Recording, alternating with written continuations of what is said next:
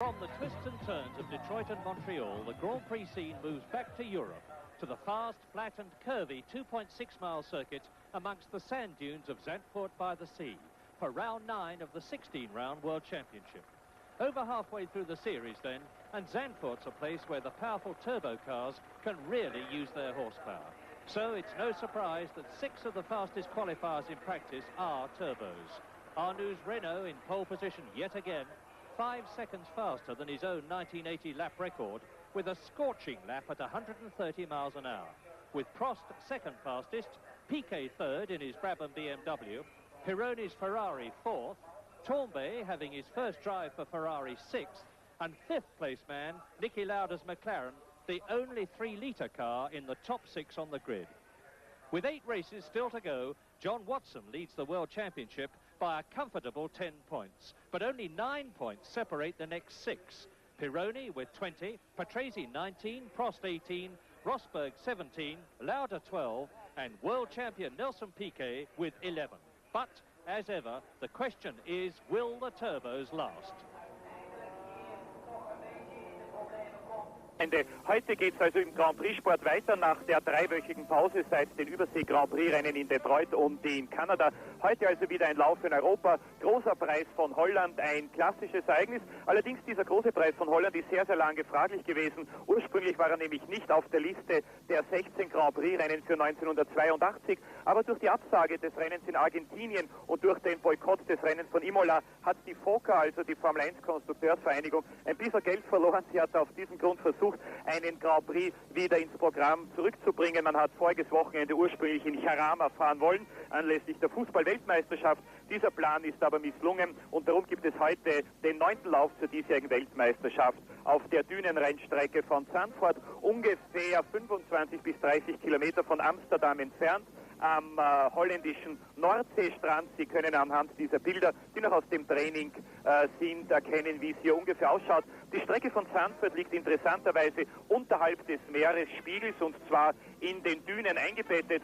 Hier haben Sie ein paar Eindrücke aus dem Training. Das sind zum Beispiel die Zeitnahmemaschinen. Es ist ja nicht nur längst so, dass sämtliche Teams schon ihre eigene Boxenzeitnahme haben, um jederzeit in jeder Trainingsphase zu wissen, wie schnell die eigenen Autos sind und wie schnell die Autos der Konkurrenz, sondern man macht natürlich auch speziell auf einer so langen Start-Zielgeraden wie hier in Zandvoort die Höchstgeschwindigkeitsmessungen und da haben alle Teams ihre Messungen durchgeführt. Schnellst auf der Geraden war übrigens nicht dieser Matra 12-Zylinder von Jacques Lafitte, sondern war der Ferrari von Patrick Tambay mit 321 Kilometern pro Stunde. 321, also die absolute Höchstgeschwindigkeit, die hier gemessen wurde. Hier hatten Sie ganz kurz im Bild Armando Cuoghi, den langjährigen Mechaniker von Niki Lauda, der jetzt natürlich bei Alfa Romeo arbeitet. Das sind die Arbeiten im Team von Ligier Talbot. Hier hat sich überraschenderweise Eddie Cheever, der Zweite vom Grand Prix in Detroit, nicht qualifizieren können. Einziger Fahrer dieses Teams, also heute der Franzose Jacques Lafitte.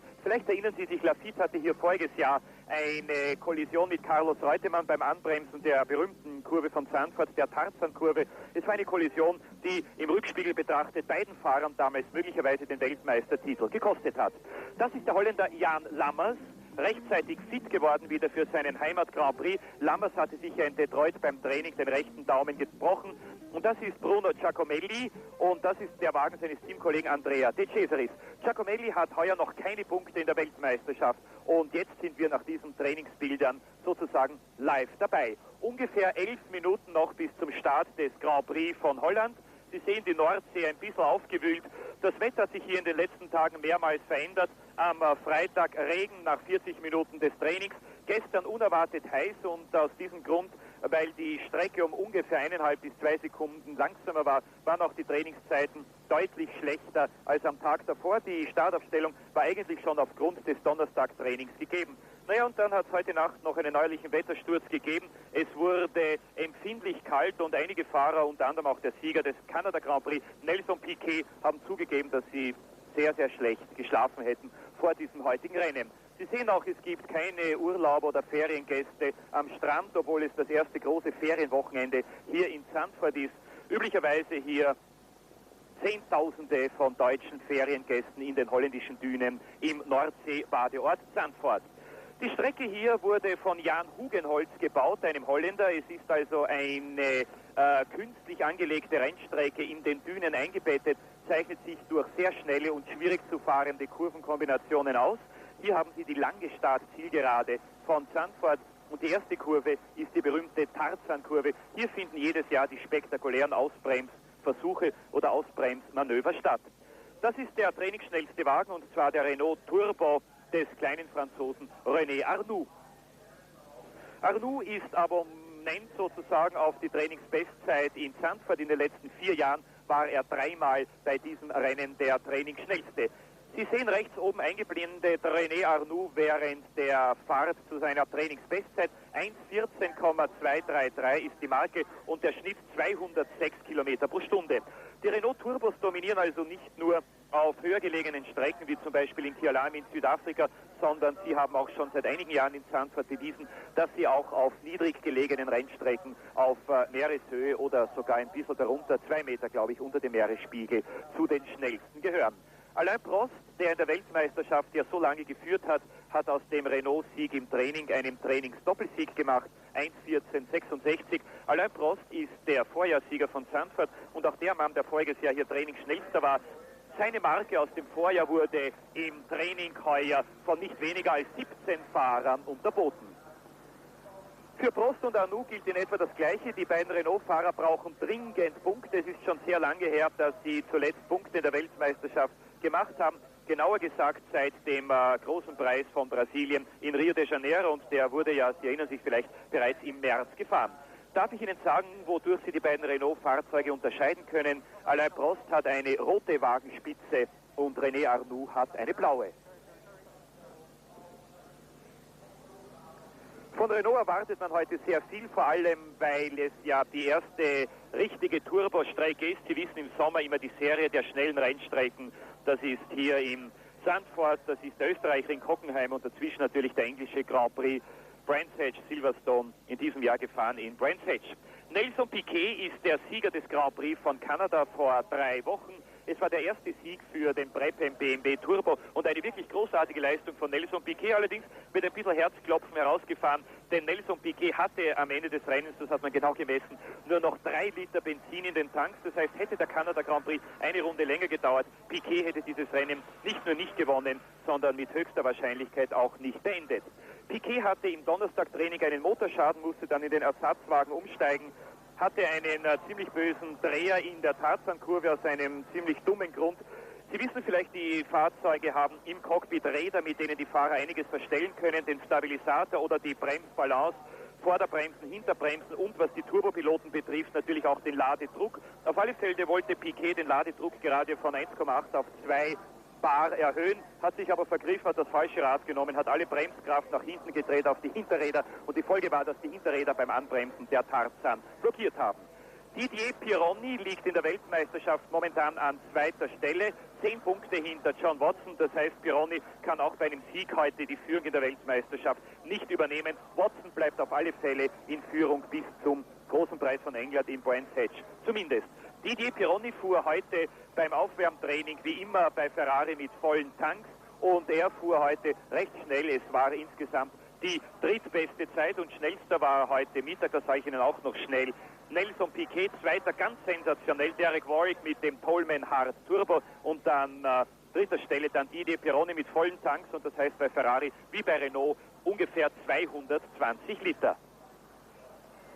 Niki Lauda hat den Startplatz von Pironi, den viertbesten, nur um 8.000 Sekunden verpasst und zwar in jener Runde, in der Chilene Eliseo Salazar blockiert hat.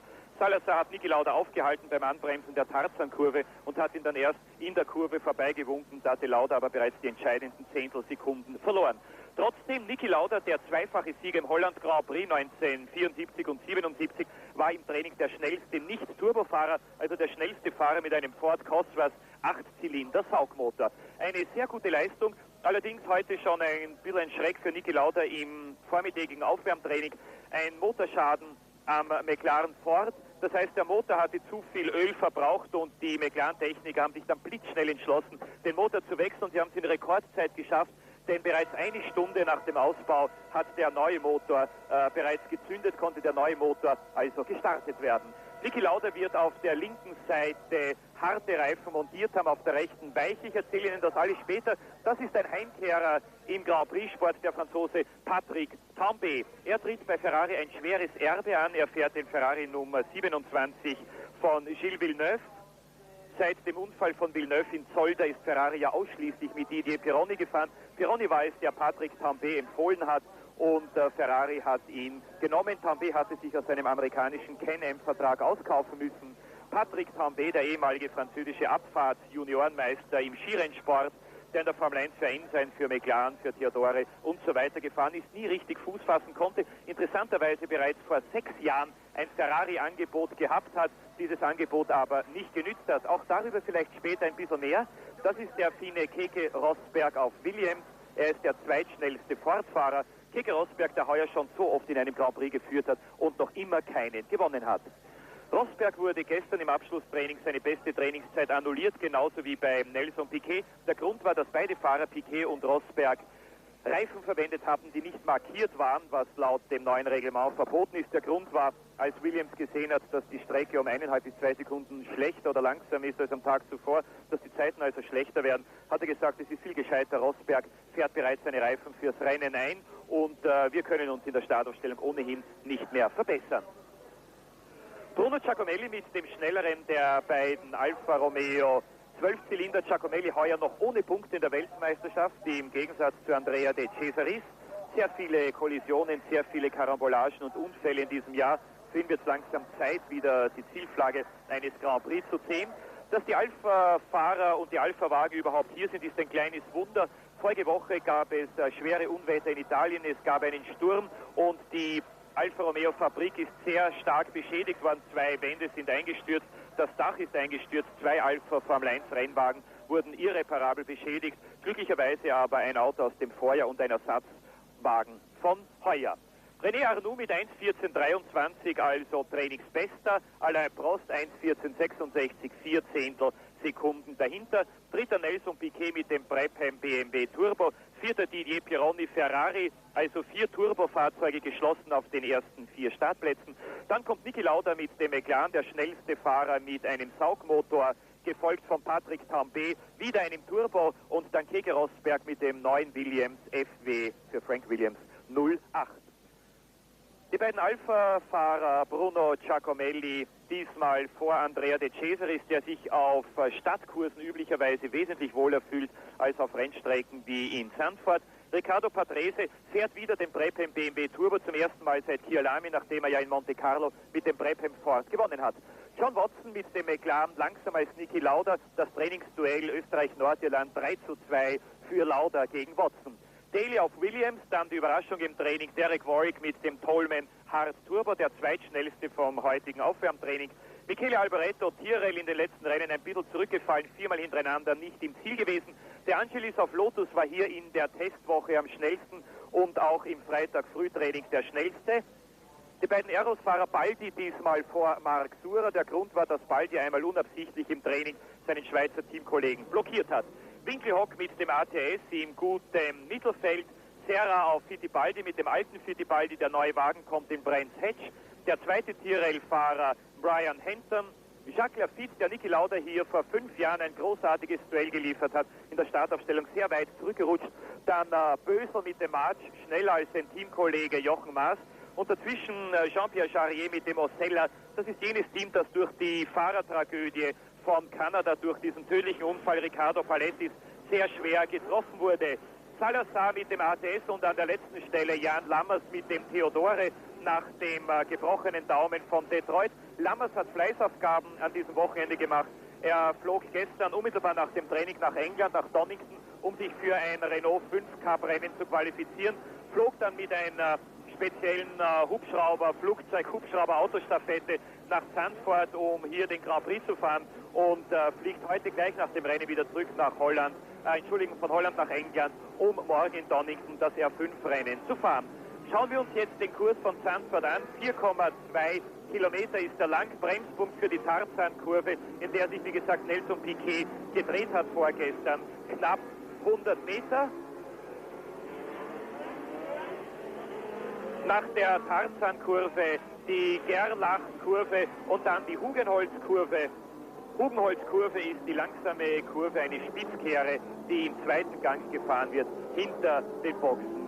Und dann geht hinauf Richtung Hunterruck, Richtung Rob-Slotemaker-Kurve. Rob Slotemaker ist der Besitzer der Schleuderschule von Zandvoort gewesen. In dieser Schule hat er echten Schleuderunterricht gegeben. Jan Lammers war einer seiner gelehrigsten Schüler. Jan Lammers ist hier bereits als 12-Jähriger in Rennfahrzeugen gesessen. Das ist die Rob-Slotemaker-Kurve. Dann Skyflag, die sehr schnelle Rechtskurve. Dann gibt es eine der beiden Schikanen. Dann den Osttunnel. Diese Kurve wird im vierten Gang vollgenommen. Leichte Rechtskrümmung. Dann die Panoramakurve, eigentlich wieder eine Schikane, die im zweiten Gang genommen wird. Unmittelbar danach wieder Beschleunigung. Dritten Gang. Jetzt im Bild, Sie sehen die Blinklichter auf der Streckenskizze eingeblendet. Panoramakurve, eine Rechts-Links-Schikane. Und am Boss Uit, das ist die Zielkurve. Hier kommt es besonders darauf an, im vierten Gang die optimale Linie zu erreichen und wirklich mit idealer Drehzahl aus dieser Kurve herauszukommen. Denn wenn man nur ein paar hundert Umdrehungen verliert in dieser Zielkurve, dann zählt einem die Geschwindigkeit natürlich auf der Geraden. Auf der Geraden, auf der die Autos, wie gesagt, Spitzengeschwindigkeiten von 321 Kilometer pro Stunde erreichen. So schnell fuhr Patrick Tambay. Patrese wurde mit 317 gestoppt, Prost mit 309, De Cesaris 296, Piquet 295, Lafitte 294 und Niki Lauda mit 293 Kilometer pro Stunde. Niki Lauda will also, um ganz sicher zu gehen, and I remind you, in pole position, René Arnoux, the Frenchman, who has only scored 4 points in the World Championship so far. He's way down in 15th place. Behind him is Nelson Piquet. To the right of your picture, second on the grid is Alain Prost. Fourth behind Alain Prost is Didier Pironi. Behind Nelson Piquet is Niki Lauda. And behind then is Patrick Tambay. Now, there's a drag down to Tarzan, which is a second gear corner, which they take at about 90 miles an hour. Watch for the green. The Dutch Grand Prix is on. Are we going to get a clean start? All is well so far. It is Arnoux leading. It is Pironi coming up well. It's Prost going through. There's Patrick Tambay coming up into about fourth position. And it's the two Renaults away, and it looks like it's Alain Prost in the lead. Arnoux second, Pironi third, Tambay in fourth position. So it is Turbos first and second, third and fourth. Then it's Niki Lauda in fifth position. Bruno Giacomelli is sixth. John Watson is seventh. And Nelson Piquet is right down in eighth position. Well, it seemed a pretty slow start for the cars at the front, but they all got moving in the end, and the turbos held their position. See there, Pironi is nibbling very, very close behind the Renault there, tucking up. We see it really favours the power of the turbos now. These slow corners, followed by medium-length straights, where they can really get their acceleration going. Coming down to the second chicane, field all lined up. But when we get onto the main straights, where the fun goes, a little bit of out-braking there, but one of the Williams is just snipping through. So Arnoux is in second place behind Prost. Niki Lauda is starting to close up on Patrick Tambay. Don't forget, this is Patrick Tambay's first race in the Ferrari. He's in fourth position. It's Pironi now, one lap completed, 71 to go. Prost leads it to Tarzan, second gear. There is Arnoux behind him. Didier Pironi, the Ferrari handling much better now. It has new front suspension.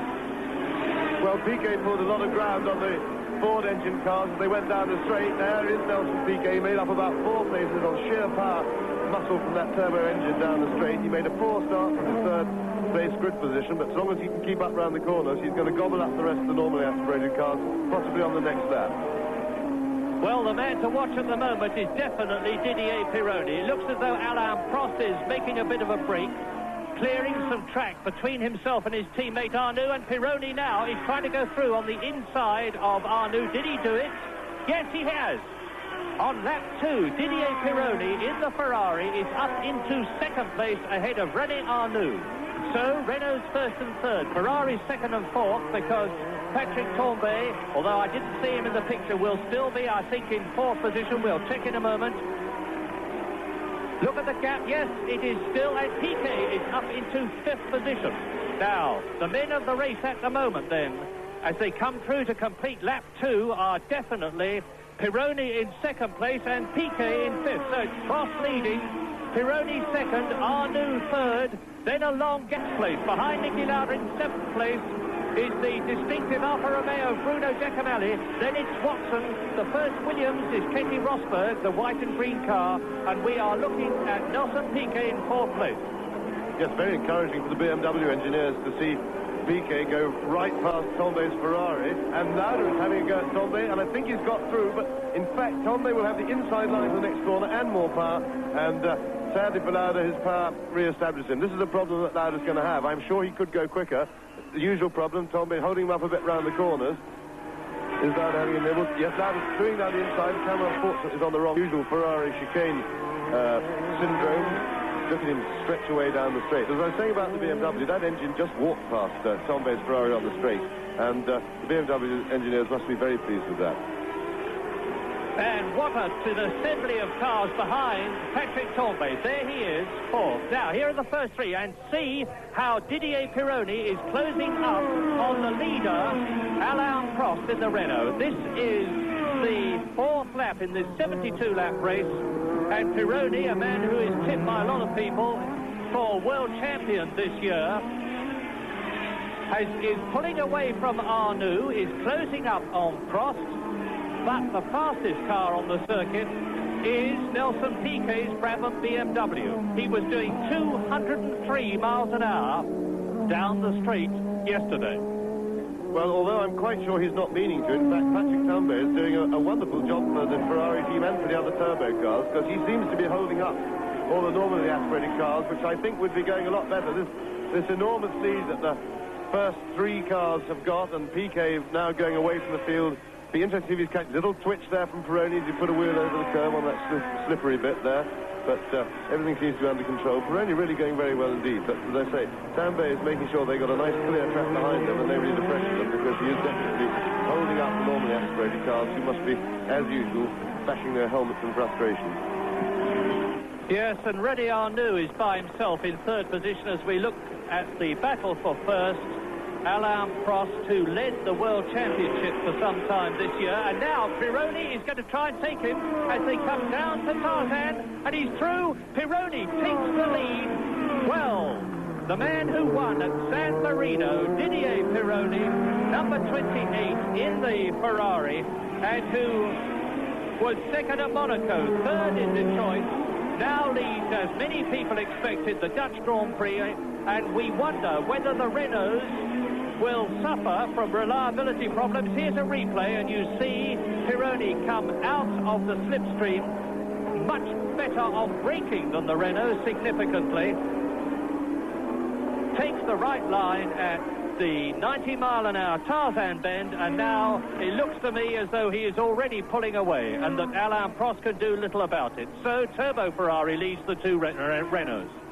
Yes, most impressive performance by Pironi and the Ferrari. That's probably the best they've gone in a race. And but the real excitement, of course, is going on behind Patrick Tambay with all the Ford engine cars climbing all over the back of him and over each other in their effort to try and scramble away past. But Pironi seems to be establishing a bit of a lead, getting away. Yes, the car looks very well balanced turning in. The car goes light over the hump as they turn into that very quick corner, and if there's anything wrong with the handling of the car, it really slows it down there. But Pironi has stretched quite a substantially. We see Piquet coming to the picture in fourth place. He's holding about station. Since there is Tambay leading that little gaggle, but of course they're on the straight now, and he just stretches away from them, trying the outside treatment, but he doesn't make it. Lauda's having down a bit, leans out wide, and shuts him out. Looking at the battle for fourth place on lap 6. Patrick Tambay in the Scarlet Ferrari fourth, followed by Niki Lauda fifth, Bruno Giacomelli sixth, Keke Rosberg in the white and green Williams is in sixth position, and then behind Rosberg is Riccardo Patrese in the second of the two Brabham BMWs, and then behind Patrese is Warwick. Derek Warwick in the turbocharged Toleman is in 8th position. This is certainly a terrific performance for Toleman, far and away their best one. And Derek Warwick on full tanks was very quick indeed this morning in the warm-up, so they've suddenly found a new breath of life in the performance of their car. Most impressive indeed. And into the pits comes Lafitte in the Ligier. Well, he's coming in a little bit slow, doesn't it? Yes, he's getting out of the car, so that looks like the end of Lafitte's afternoon's work. There we go, Tambay onto the straight now, using the power of the car. You see how he stretched it out? All the Ford cars are climbing all over the back of him. Lauda still leading the fray. And, of course, what's particularly good fun behind them is that they're all climbing over each other. There's Rosberg having a go at Giacomelli. Two very hard chargers. Looks as if Rosberg might just be in a position to do it. Well, we are now on lap 7. And with Didier Pironi leading Alain Prost in second place, Arnoux is third, fourth is Nelson Piquet. In fifth position, it is Patrick Tambay, and there he is. Sixth is Niki Lauda. Seventh is Bruno Giacomelli. Eighth is Keke Rosberg. And ninth is Derek Warwick, not eighth. You just saw a flash of the Turbo Toleman there. He was actually fastest in the warm-up until the very, very last stages, when Didier Pironi was a bit... No, Nelson Piquet was a bit quicker. But right at the end of the full warm-up period, Derek Warwick was second fastest. That's a superb effort. 5 laps then, that's the order. And as you can see, Niki Lauda was in 6th position there. There is Tambay ahead. And again, Rosberg is trying to get past Giacomelli. He must be absolutely fuming in the cockpit there, because Giacomelli is doing nothing to help him get by. So, Tambay, number 27 in the Ferrari. Niki Lauda. Yes, Bruno Giacomelli has the ability to be extremely obstructive about being overtaken, and he's a bit of a weaver. Now there's a shot of Lafitte's car just wiggling. Obviously in real charging mood. Rosberg's driving a very good and aggressive race. This then is the battle for 5th position. Keke Rosberg up into 6th place now in the white and green Williams. There, number 6, Rosberg, trying very, very hard. Frank Williams, his team owner and manager, was very happy about the car earlier today. There's one spot where I think the Ford engine cars might be able to slip inside the Ferrari. Rosberg wasn't close enough that time, but it requires a certain amount of bravery, because you're braking over a blind brow, and it's a very gentle little dab on the brakes. You'd have to be quite a brave man. You'd have to be very close, but I'm just trying to look from a driver's point of view of where on earth one is going to try and get past this all-powerful Ferrari. Lap 9, and we look at the battle for 5th place between Patrick Tambay, Keke Rosberg, Niki Lauda and Riccardo Patrese, with behind them Derek Warwick and Bruno Giacomelli, and in the lead still, of course, it is number 28, which is Didier Pironi in the Ferrari. The 5th place battle completes another lap, which is lap 10 completed in this 72-lap race. Tambay still 5th, and now Rosberg is right up behind him. He's going to try and go through on the inside, and he does it. Does he? No. Tambay getting back into the Grand Prix groove, and I remind you, it's a long time since he's driven in a Grand Prix. He's driving a fine race. Well, Keke Rosberg putting on a really marvellous display of aggressive, on-the-limit driving. He's driving beautifully. He gave it a big slide coming out of there last time. Warwick into the pits. You can't see it, unfortunately. He's just gone past our commentary box, and that is bitter gall. Very, very hard luck. After a magnificent performance to qualify 13th, to be second fastest in the warm-up today, to be up to 9th position, and Derek Warwick has come into the pits for what reason we know not, but still Patrick Tambay and Keke Rosberg battle for 5th. Yes, Rosberg has got to stay close to Tambay now and try and get right up behind him in this next little chicane, so that he can be as close as possible for the run onto the straight, because this is basically where the straight starts, although they've got that corner. As they come out of here now, it's all acceleration, flat-out stuff, and he's got to stay right under the Ferrari's gearbox. I don't know what he's doing there, because he can't get inside him there, and he's probably lost some time. He's not close enough now, probably, to get the proper toe. He was in better pace last lap, and I really thought he was going to do it, but Tombe must have braked very late indeed to be able to fight off the lighter Ford engine car. Lauda is losing touch a little bit to the group now. Lap 11, and Pironi leads. Prost is second, Arnoux is third. 2.5 seconds behind Prost. In fourth place is Piquet. Fifth is Tombe. Sixth is Rosberg. Seventh is Lauda. Eighth is Giacomelli, and there is Derek Warwick. That was his Tolman in the pits. And it looks as though his race is run, although they may get the car out to continue what would then, in effect, and Patrese into the pits. Well, it's significant that the two cars that have come in so far, apart from Lafitte's car, which is out of the race, are both turbo cars. Derek Warwick and now Riccardo Patrese in the Brabham BMW. And we still see this terrific scrap between number 27, Patrick Tombe, the 33-year-old man from Cannes, in fifth position, and Keke Rosberg from Helsinki, although he lives in Monaco, in the Williams, trying to get up past the Ferrari. And as James has said, it is one thing getting to it, it's another thing getting... Twisty section of the track in front of him, so he should be able to get enough air between him and the Ferrari not to be gobbled up next time they hit the long straight. He's absolutely flying around here now. The Ferrari, I noticed, was particularly slow around this Hunsrück first gear corner they're in, yes. Rosberg drawing away, and he looks definitely as if he's going to have enough space to stay in front when they hit the straight. Lauda is struggling to hold on a little bit. I think Tombe's got a little bit quicker, settled into his stride, but Rosberg is certainly flying. It'll be interesting to see what lap time. Here we see him again, just nipping out, normal, conventional overtaking manoeuvre, towed up behind the Ferrari. Just before the braking area nipped out, gave himself a clear sight. Look at the car bouncing. You see how bumpy it is on these solid suspension. Just the tyres working as springs, really. The car's just bouncing on its big tyres. Rosberg really bouncing. Yes, there was an enormous amount of trouble with what is called porpoising on that straight, where the cars literally, as James has said, bounce up and down, and as they bounce up, they lose some of the downforce, and then go down again, and the drivers' eyeballs are almost literally shaking in their heads, so great is the vibration. So, Keke Rosberg, then there is Prost in second place. The leader, of course, still Pironi. There is Arnoux in third position, and Nelson Piquet in the Brabham BMW 4. Keke Rosberg now in fifth place, lap 13 now, and it is Pironi, Prost, Arnoux, Piquet, Rosberg, then Tombe, Lauda. Behind Lauda is Bruno Giacomelli, then Derek Daly. Behind Derek Daly is John Watson, and after John Watson, Andrea De Cesaris, and this is René Arnoux being chased by Nelson Piquet. Two 1.5-litre engines, the V6 Renault Turbo there, and the 4-cylinder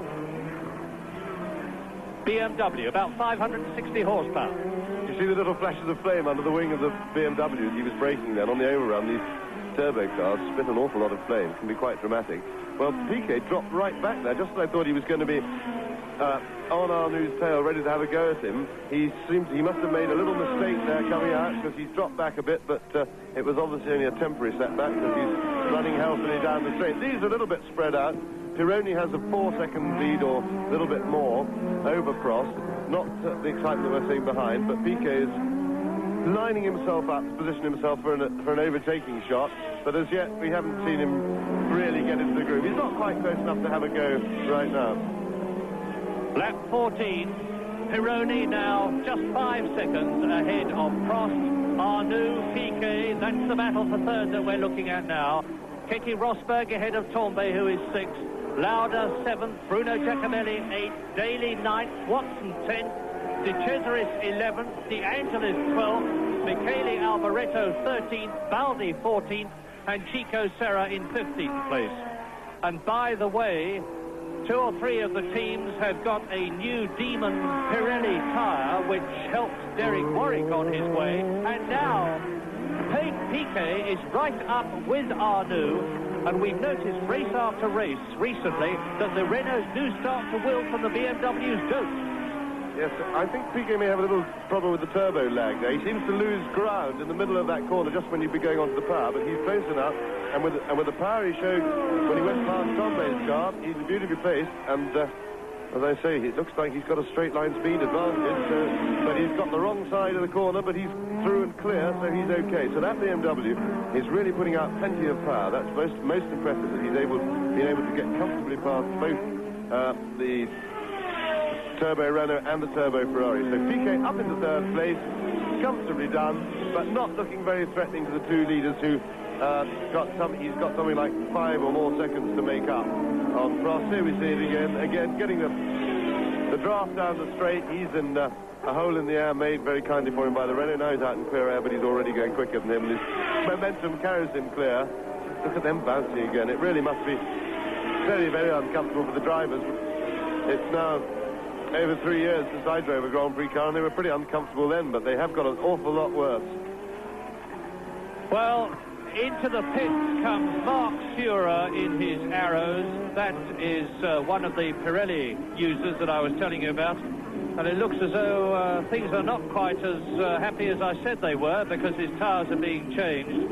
Whilst they are being changed, it gives me a chance to tell you that Nelson Piquet was consistently yesterday doing over 197 miles an hour down the straight.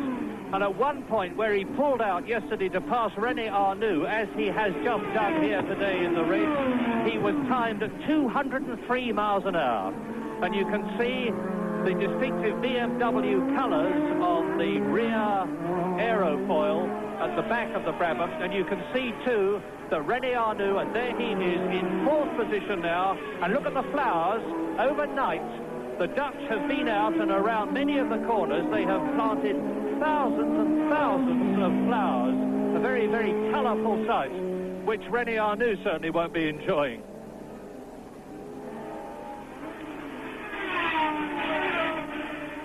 This is Nelson Piquet in 3rd position.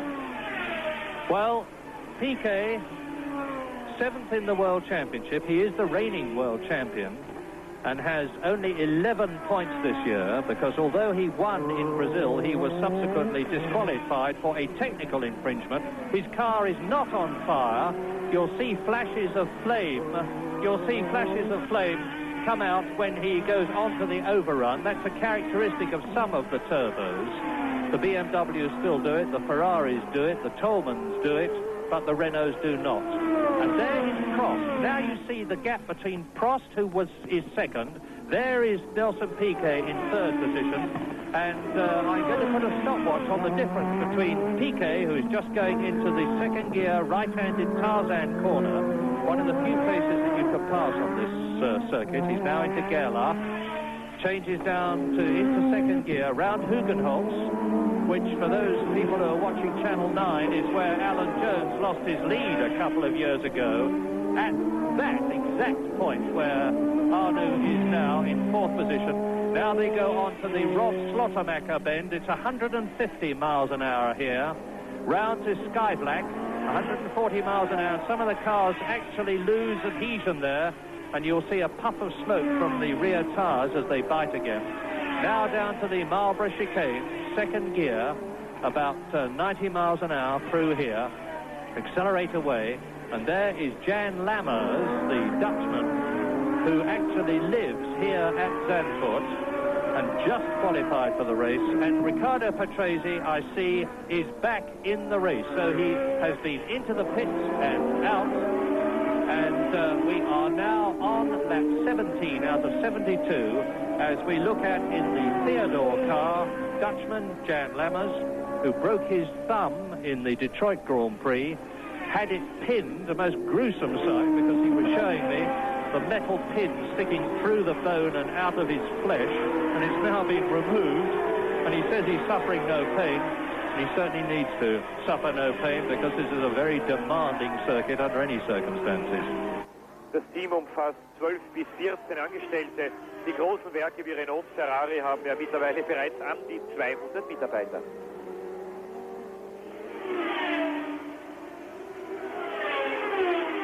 Der Theodor ist etwas übergewichtig, schaut auch ein bisschen plump aus.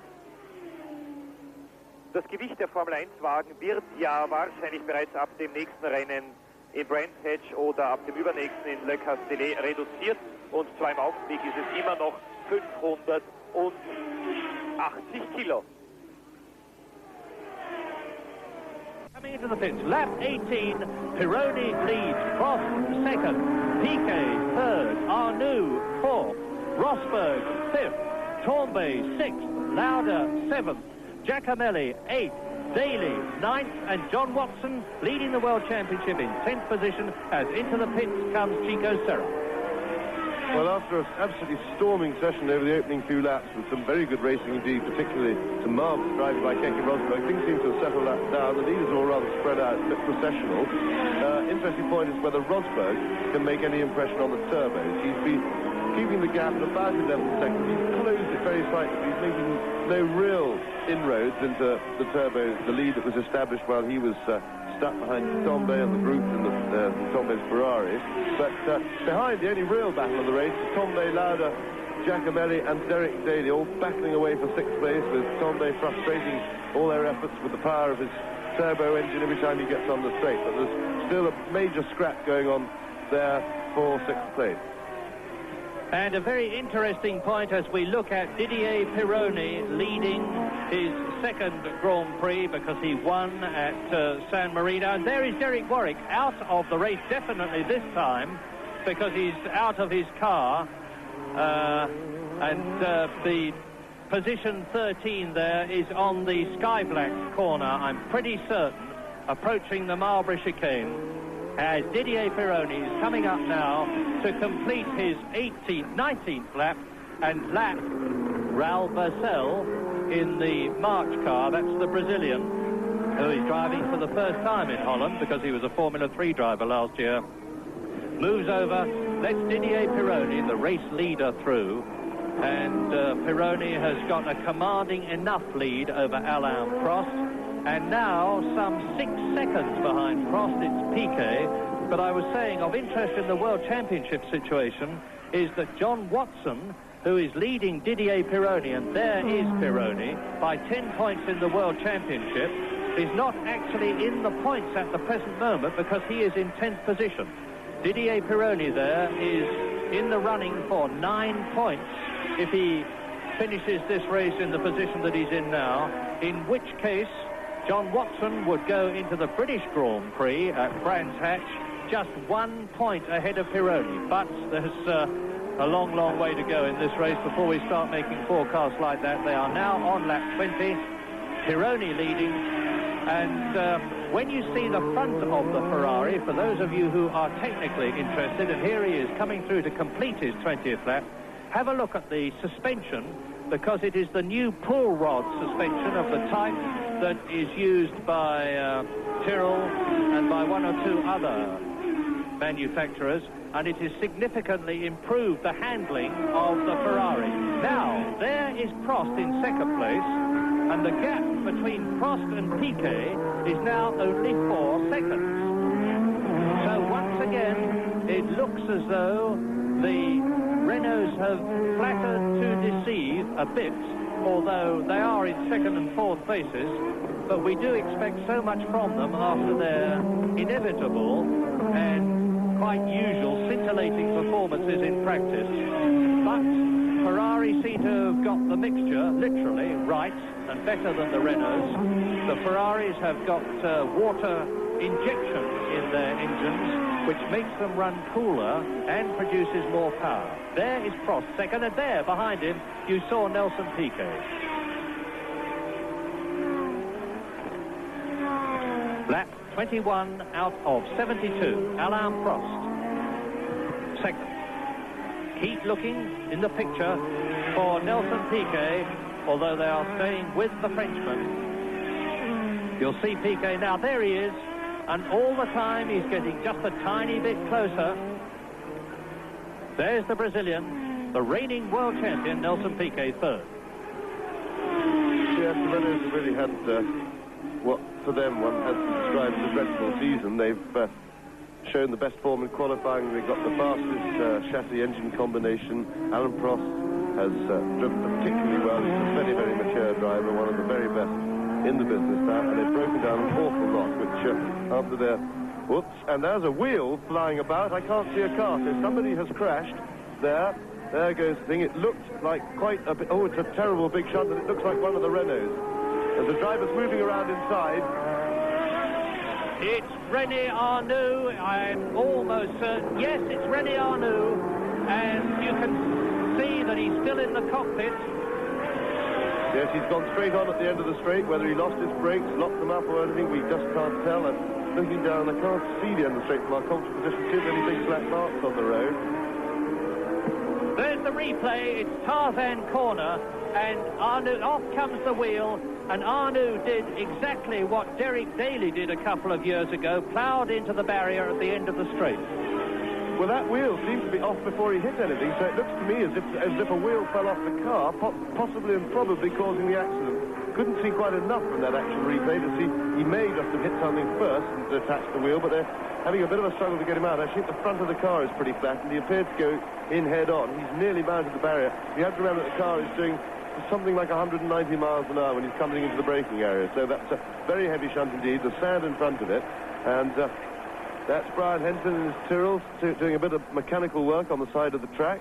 And Arnoux doesn't look too well. I think he's got leg damage, but they are succeeding in getting him out. Well, poor René Arnoux, I have said time and time again, his helmet is off. He is obviously in considerable pain from the expression on his face. Thankfully, the medical facilities here at Zandvoort are absolutely first class. But René Arnoux has clearly done what Derek Daly did and what John Watson did. He has gone straight on at Tarzan, and his car ploughed into the tyre barrier, went over the Armco. You can see that the front of the Renault is considerably deformed.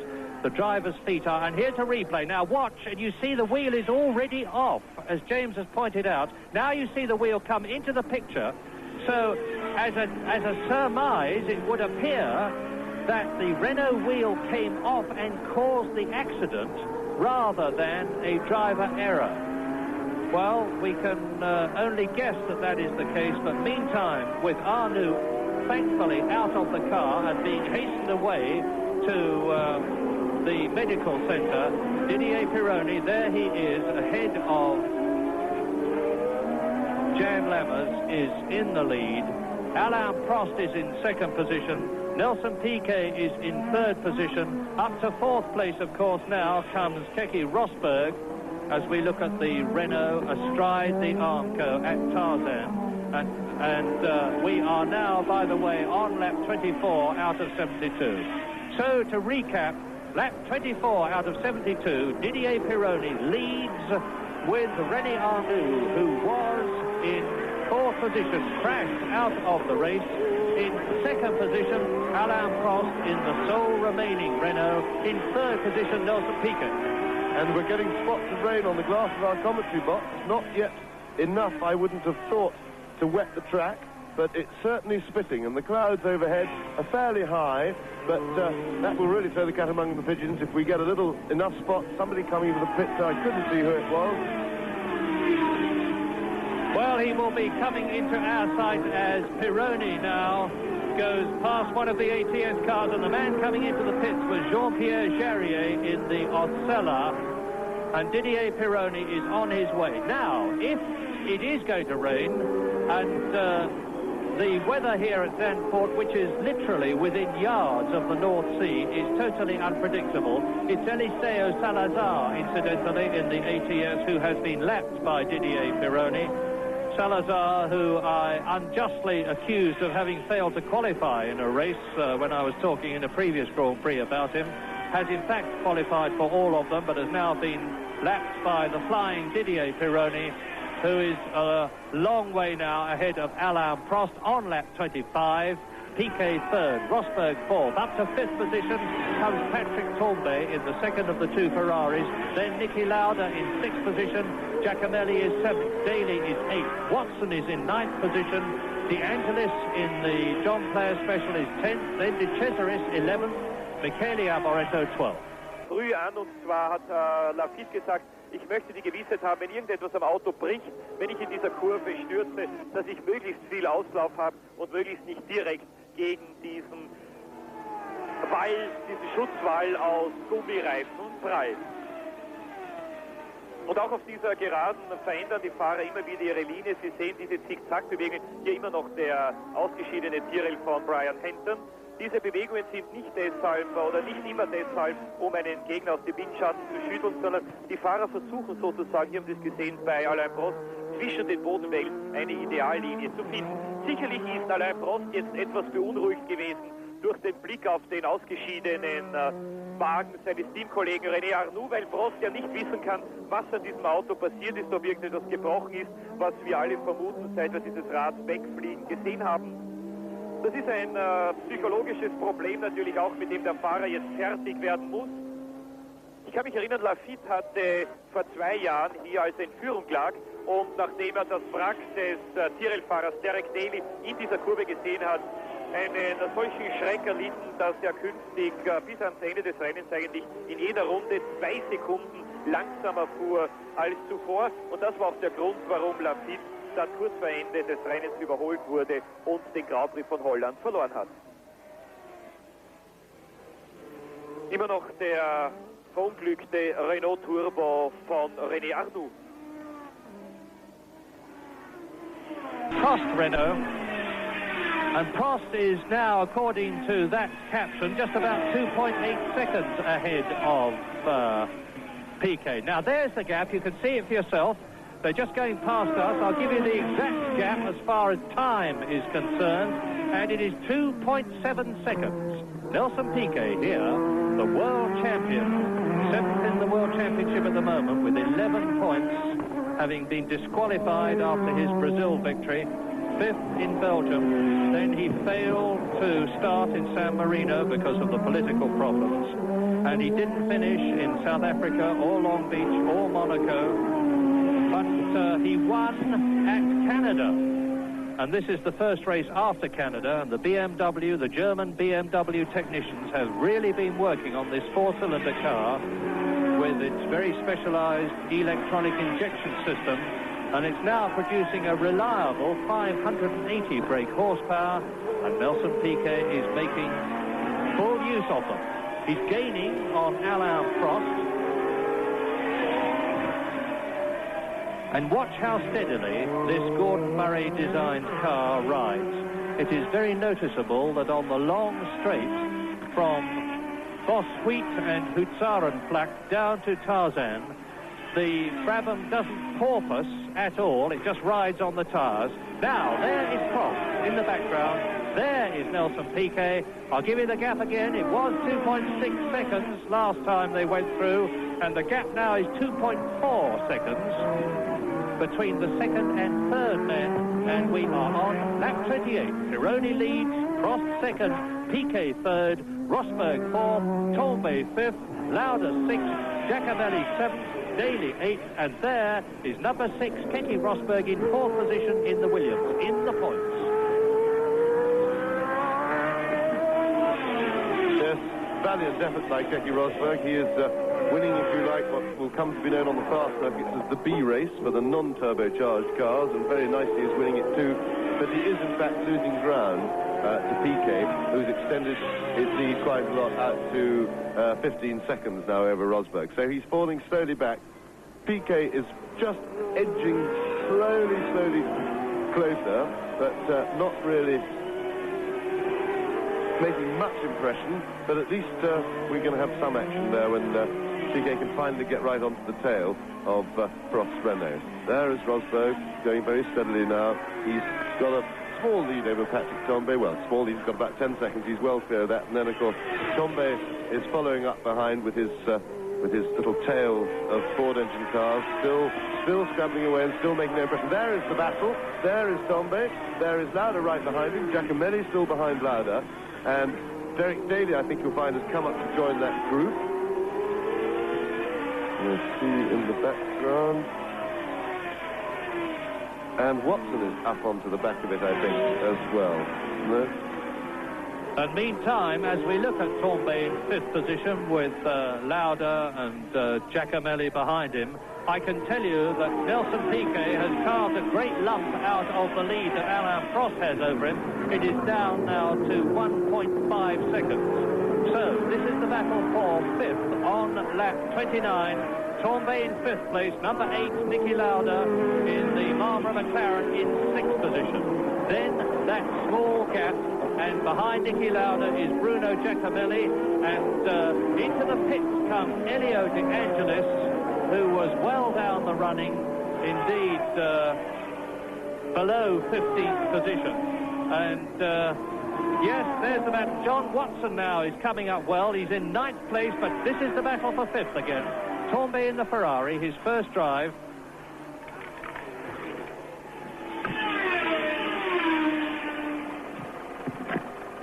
His first drive for Ferrari, that is, of course. A very experienced campaigner is Patrick Torbay, and we look down now from the helicopter as they go into panorama. Patrick Torbay, behind him Niki Lauda, 5th and 6th. Then Bruno Giacomelli is 7th. Now, Elio De Angelis, who we have just seen coming into the pits, was challenging John Watson for 9th position, as Niki Lauda is challenging Patrick Torbay for 5th. And he's close enough to get through here. That's Tarzan. But Patrick Torbay closed the door in his face, and the two of them, as we look at Elio De Angelis in the John Player Specialist, obviously some trouble underneath the front of the car. They've got it jacked up. They haven't changed tyres. Meantime, the Ferrari and Lauda are still chasing each other. Now we have good news, and that is that René Arnoux has got no broken bones. We have got this news from the Renault pit, and after crashing out of the race at over 190 miles an hour when his wheel came off, René Arnoux is apparently okay, and very, very good news indeed. Yes, that's marvellous news. On the rather scrambled picture we had of a replay of that accident, it appeared to me, I don't know whether you saw that, Mike, that two wheels had come off the car and the whole of his left side. He appeared to have lost his left front and rear, and it couldn't have been contact with another car because he was all on his own at the time, unless he was lapping a back marker that we didn't spot. And look at that. Nelson Piquet is ahead of Alain Prost as we rejoin. We've been watching this and wondering when the pictures are going to come back to this battle, and now there is the excitement on lap 31 out of 72, coming up to the half distance. Nelson Piquet, the brilliant 29-year-old Brazilian from Brasilia, who lives in Monaco, and this is his 56th Grand Prix, has fought his way up through the field and has now displaced Alain Prost, moved up into 2nd position. There is the Frenchman in the Renault in the background, and so Prost is now 3rd. Rosberg is now in 4th position, and there's a considerable gap, of course, between Prost and Rosberg. I'm doing some quick mental arithmetic while I talk to you. It's about 16 seconds, but I wonder whether Nelson Piquet, who is driving absolutely magnificently, there's the flash of the turbo flame coming out of the turbo exit as he backs off, with Alain Prost now behind him. Nelson Piquet, who has driven in his career for Ensign, for McLaren, for Brabham, has 6 pole positions, 3 second places. He's won 7 Grand Prix, and he's now up to 2nd place in the Dutch Grand Prix of 1982, in which, by the way, he finished in 2nd place last year to Alain Prost. So he's got his revenge over the Frenchman because he's got ahead of him in 1982. Well, lap 32 we are on now. Pironi leads. There, Piquet 2nd. Prost and Rosberg 3rd and 4th, with the 2nd Ferrari of Patrick Torbay ahead of Niki Lauda, and therefore there are 2 3-litre cars in the top 6. They are, of course, those of Keke Rosberg, who is in 4th place, and Niki Lauda, who is in 6th position. Chased by 7th Bruno Giacomelli, 8th Derek Daly, and in 9th position John Watson. That's Raul Boesel, and there is Nelson Piquet 2nd. Tarzan.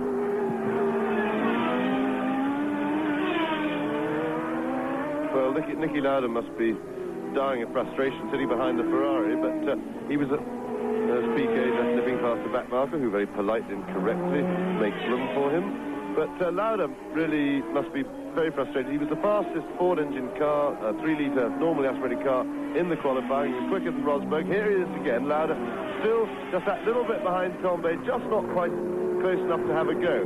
But Rosberg managed it, and I think that Lauda is definitely being held up. So it would be interesting to see what he could do if he'd only get by. He doesn't seem to... Rosberg was really driving with a great deal of fire and fought his way around the Ferrari. And Lauda doesn't seem... Maybe his car isn't quite quick enough on the straight, but he doesn't seem to be able to do what Rosberg was able to do in his Williams. Well, and British enthusiasts ought to stand up and cheer who saw that caption. And that looks like Andrea de Cesaris. Yes, it is Andrea de Cesaris in the pits. But that caption said that the fastest lap of the race so far was put up by Derek Warwick, 1 minute 19.8, which is just outside René Arnoux' 1980 lap record. And that will really and justifiably get the tails of the Toleman team right up. Rory Byrne and John Gentry are back in England, putting the final touches to the new car, which is going to be announced on August the 15th. And the way the Brian Hart Toleman motor is going, that's a Renault going very slowly indeed. It's Prost. Prost coming into the pits. It has happened again. Arnoux has gone out through no fault of his, I think. But Alain Prost is coming into the pits. So once again, and this is getting far too frequent, we think, the Renaults have done magnificently in practice, only to fail in the race. Yes, they're having a terrible season, as I was saying earlier, Murray, and they really have to examine their own house and put this in order, because this can't just be bad luck with the cars constantly breaking down. The team has been in a certain amount of organisational disarray earlier in the year, and in what should really be their year, with the performance of their cars, they have been absolutely dominant in the qualifying.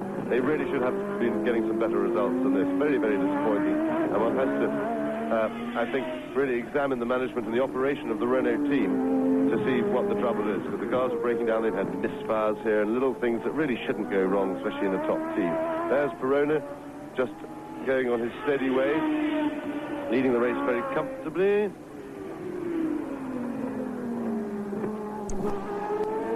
Well, the interesting thing is, with Prost out of the race, that Rosberg moves up into third position, and all the time, of course, John Watson is making up places. He is now in ninth position. That is 3 places off a point-scoring position. And Didier Pironi, number 28, who is now leading Nelson Piquet, who is in second place by just about half a minute. He's got a very considerable lead over Piquet, as Niki Lauda, who is now in 5th place, chasing Patrick Tambay, number 27, who is 4th. In 6th position, Alain Prost was and is now slipped down. So that means to say that John Watson is now up into 8th position. John Watson, 8th, the World Championship leader. And we look at the Rob Slaughter-Macca Benz up to Sky Black. Tambay in the red Ferrari with his distinctive blue helmet, chased by Niki Lauda. Tambay 4th, Niki Lauda 5th.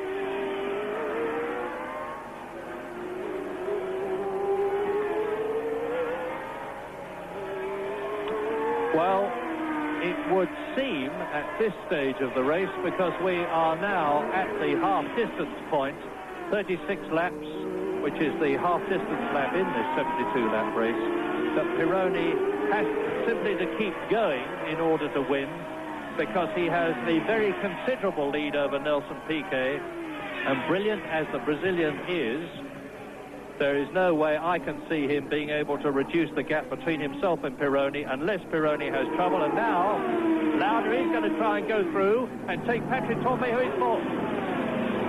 Well, it's so close, so near, but yet so far. He very, very nearly got inside Tambay. Tambay sliding about, switching out of the corner, but he's re-established, and that's as close as we've seen Lauda get. And he's really going to have to do something to get past this Ferrari, because he still has the chance of chasing Rosberg. They're only something like 12 seconds behind Keke Rosberg, and that time, but they're running out of time if Lauda can't get by. We don't know what his speed capability is on his own, because, of course, he's been stuck behind this almost immovable object set down the straight throughout the race. We are now just over the half distance. Lap 37. Pironi leads, and you can see the gap between himself and Piquet second. Rosberg third. Tambay fourth. Lauda fifth. Giacomelli is in sixth place. Derek Daly is seventh.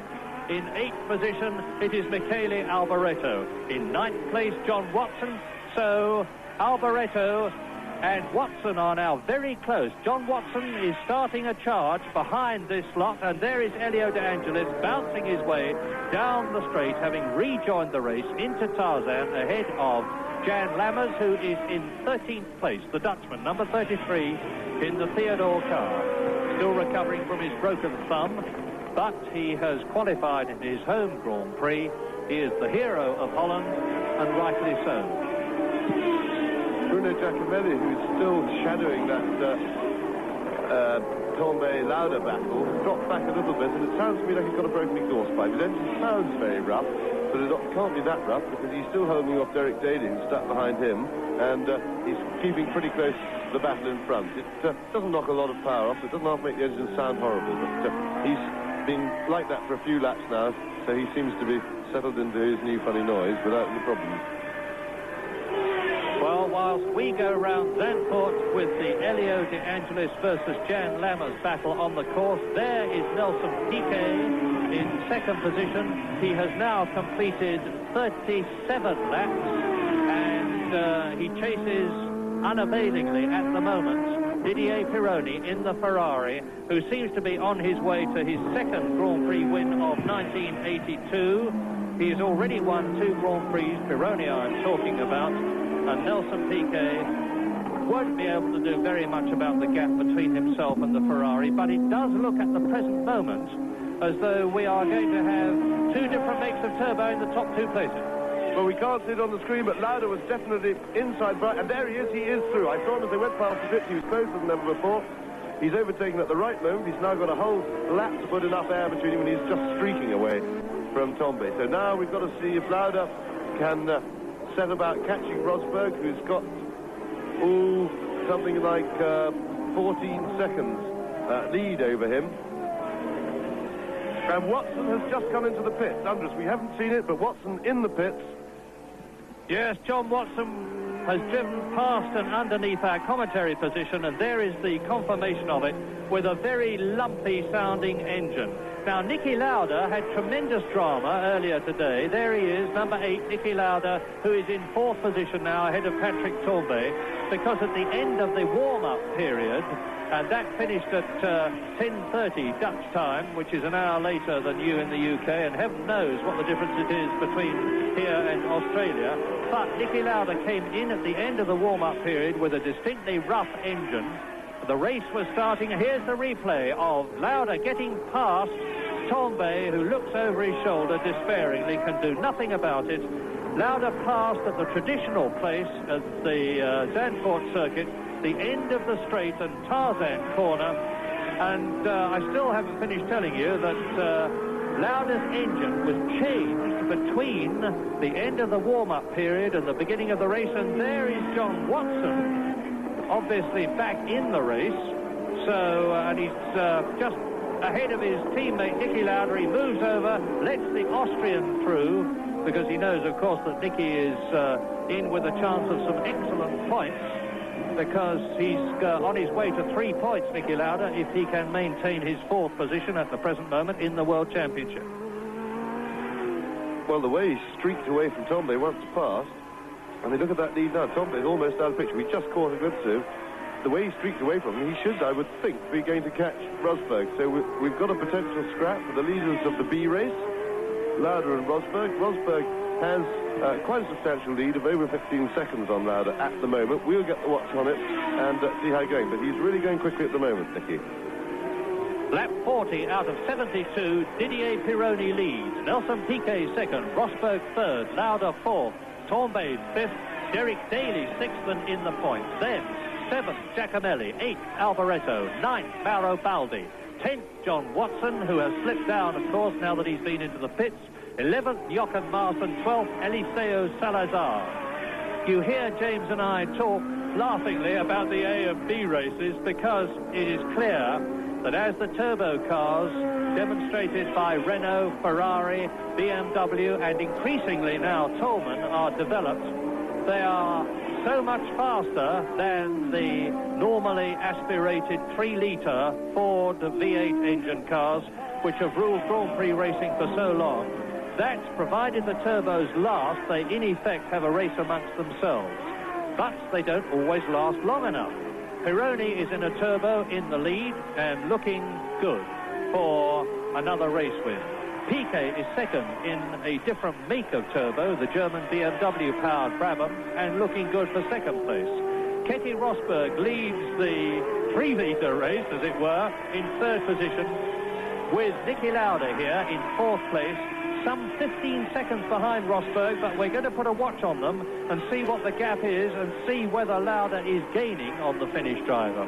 Then, fifth position, Patrick Tambay in his first race for Ferrari, a very, very good effort. Sixth, Derek Daly, and those are the points positions at the moment. Lauda passes and laps Jan Lammers down into Tarzan. And we are now on lap 41 out of 72. There is certainly one of the greatest Grand Prix drivers of all time, Niki Lauda, who is in his 121st Grand Prix. And he's won 18 of them. He's finished second 15 times. He's finished third 7 times. There is Pironi. Well, Ferrari, very much a name to conjure with. One of the most exciting and emotional names in Grand Prix racing. And there is Pironi ahead of Riccardo Patrese. That's the blue and white car that we're looking at now. And Patrese is well down the running because he has been into the pits, and that's in the second of the 2 Brabham BMWs. Yes, I'm sad to say it doesn't look as if we're going to get a battle in the B race, because although Niki Lauda is catching Keke Rosberg very, very slightly, it's only a matter of a 10th or 2 per lap, and he's going to run out of laps before he can crack that sort of a lead. So unless he can find, Niki can find a slightly higher gear, or Keke slows it down a bit, they're going to finish still apart on the road. While we watch the Scarlet Ferrari of race leader Didier Pironi on lap 42 out of 72, a few words about the World Championship.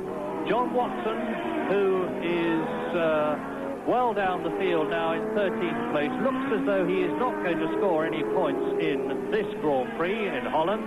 It looks as though Didier Pironi there, number 28, is going to score 9 points, in which case, as I said earlier on, the gap between Watson, the current World Championship leader, and Pironi, who is second, would come down to only 1 point.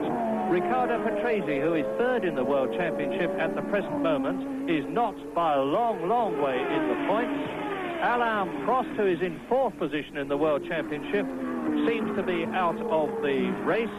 Keke Rosberg, however, who is in 5th position in the World Championship with 17 points, is likely to move up into 3rd position in the World Championship, provided he keeps going where he is now, which is in 3rd position. And Niki Lauda, who is 6th, will improve his position too.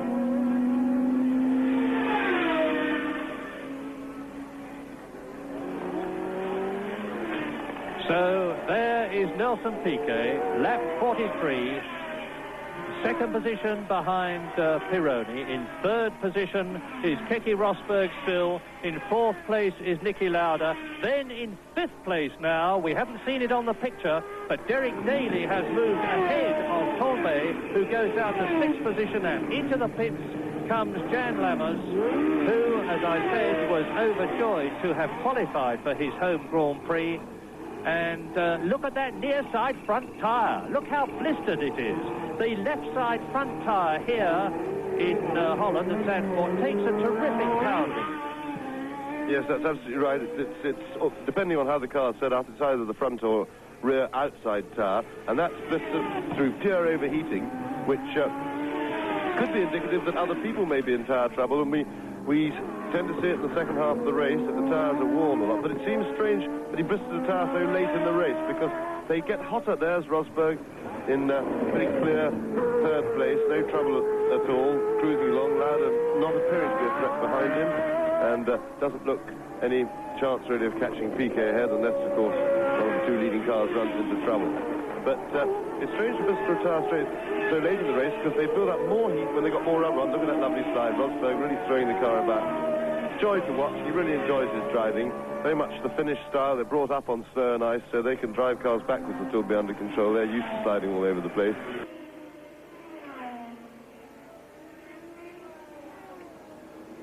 Diese Reifenfirma, die natürlich nicht nur den Wagen von Lambert, sondern auch einige Spitzenteams ausrüstet, in allererster Linie Williams oder Brabham,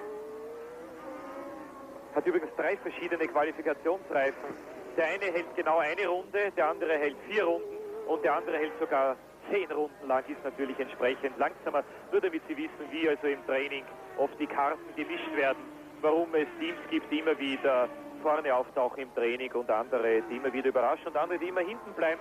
Und außerdem wird ja im Training unverändert gewogelt mit den Gewichten. Das ist Jean-Pierre Jarier mit dem...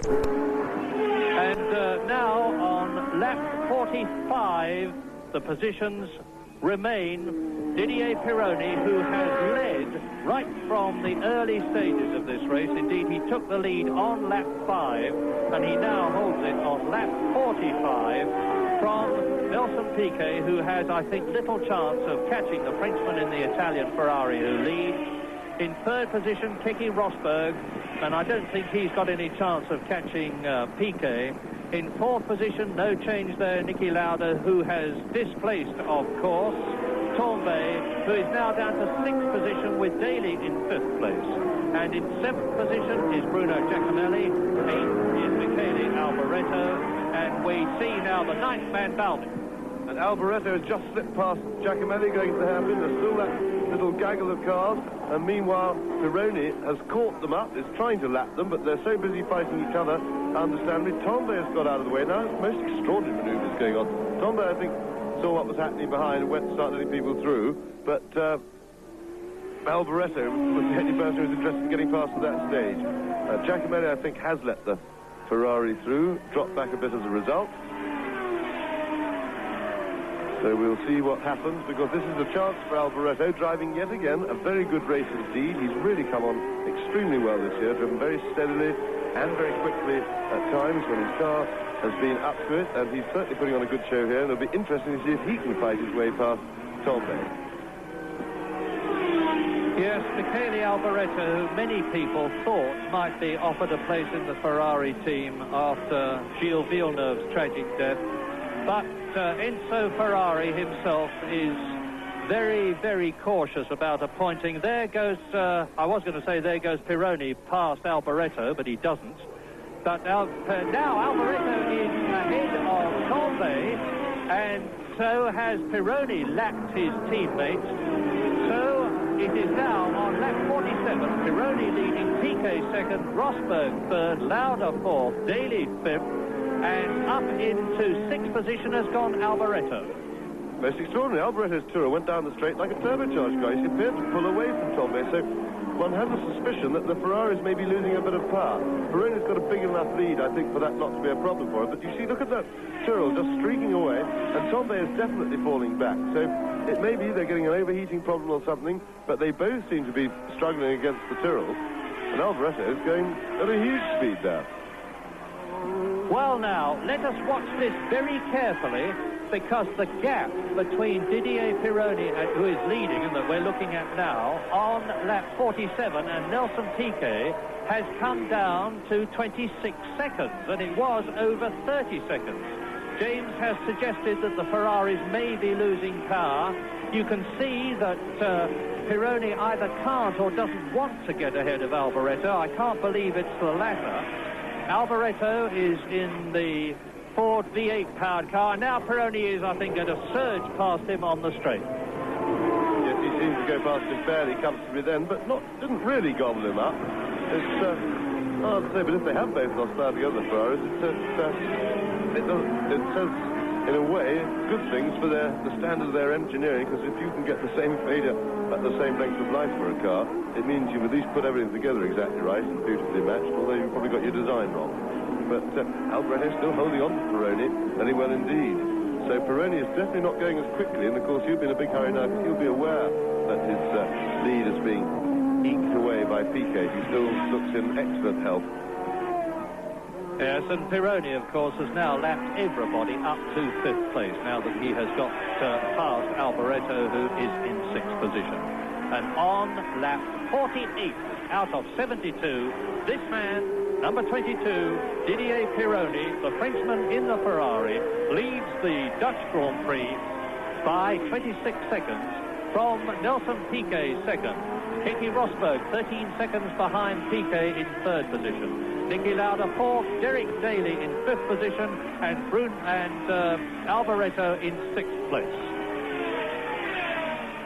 Now we're looking at the exit from Boswheat, the 145-mile-an-hour right-hander, watching Didier Pironi go through to complete his 48th lap into the right-hander at Tarzan, which is where the unfortunate René Arnoux went off. And I say again, we had the news from the Renault pit that notwithstanding the fact that René Arnoux had gone off at about 190 miles an hour, slammed straight into the tyre barrier behind which was the solid metal Armco. There is Piquet in 2nd position. Arnoux appears to be perfectly all right.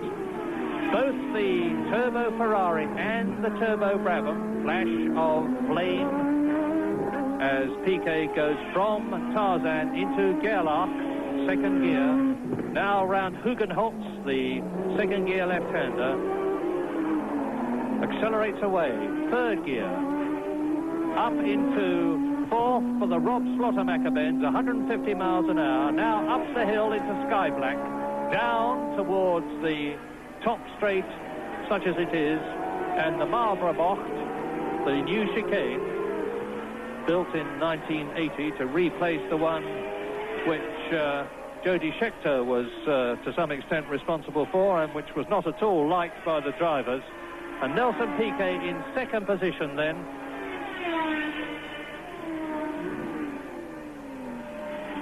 This Brazilian driver has doggedly decided to risk his World Championship this year in order to do what he thinks is the right thing, which is to devote all his energies and attention to developing the new turbocharged BMW engine, which he is convinced is the way to go. And it looks as though he is right. We just saw Keke Rosberg there in 3rd position. Well, the gap between Rosberg and Piquet is now some 11 seconds. And it looks as though Rosberg is gaining.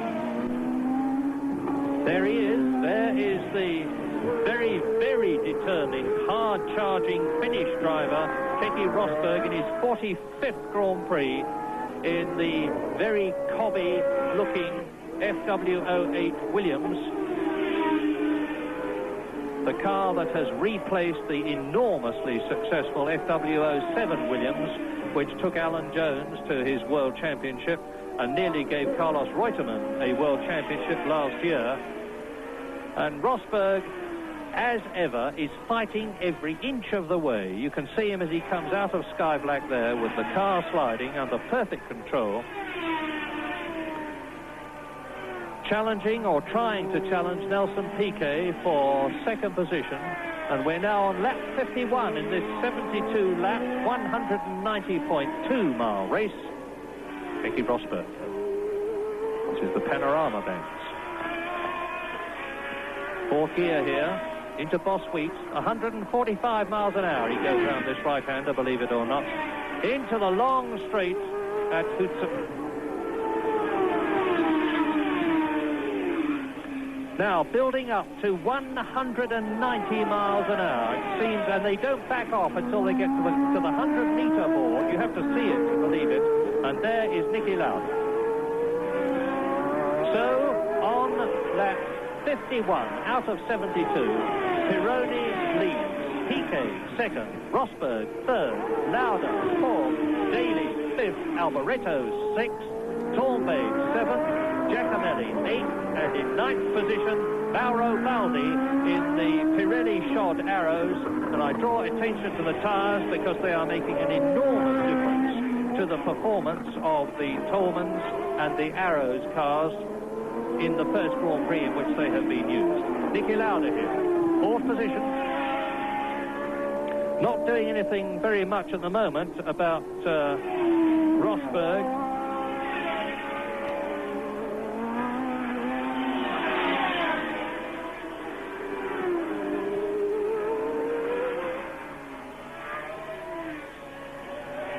John Watson, of course, very well down the field. He's been into the pits. He's a long way off World Championship points.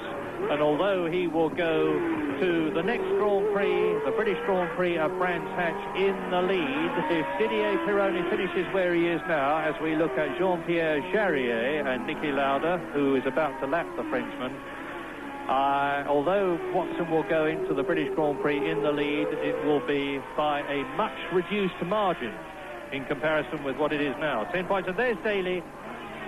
Derek Daly, number 5, the Irishman from Dublin, in the second of the two Williams cars, both of which, of course, are in the top World Championship scoring points 6 positions on lap 52, and Derek Daly is in 5th position.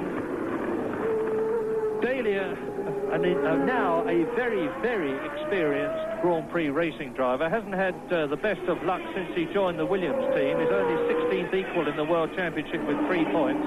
And he's been challenged very hard indeed by Mauro Baldi, who is in his third season of Grand Prix racing. But Baldi is actually well down on the course because he's, I think, a lap adrift in comparison with... No, I make a mistake and I apologise for it. It is Marc Surer who is behind Derek Daly there. There's the Irishman. Behind him is the Swiss, Marc Surer. So now, lap 52. Pironi leads, Piquet second. Third is still Keke Rosberg.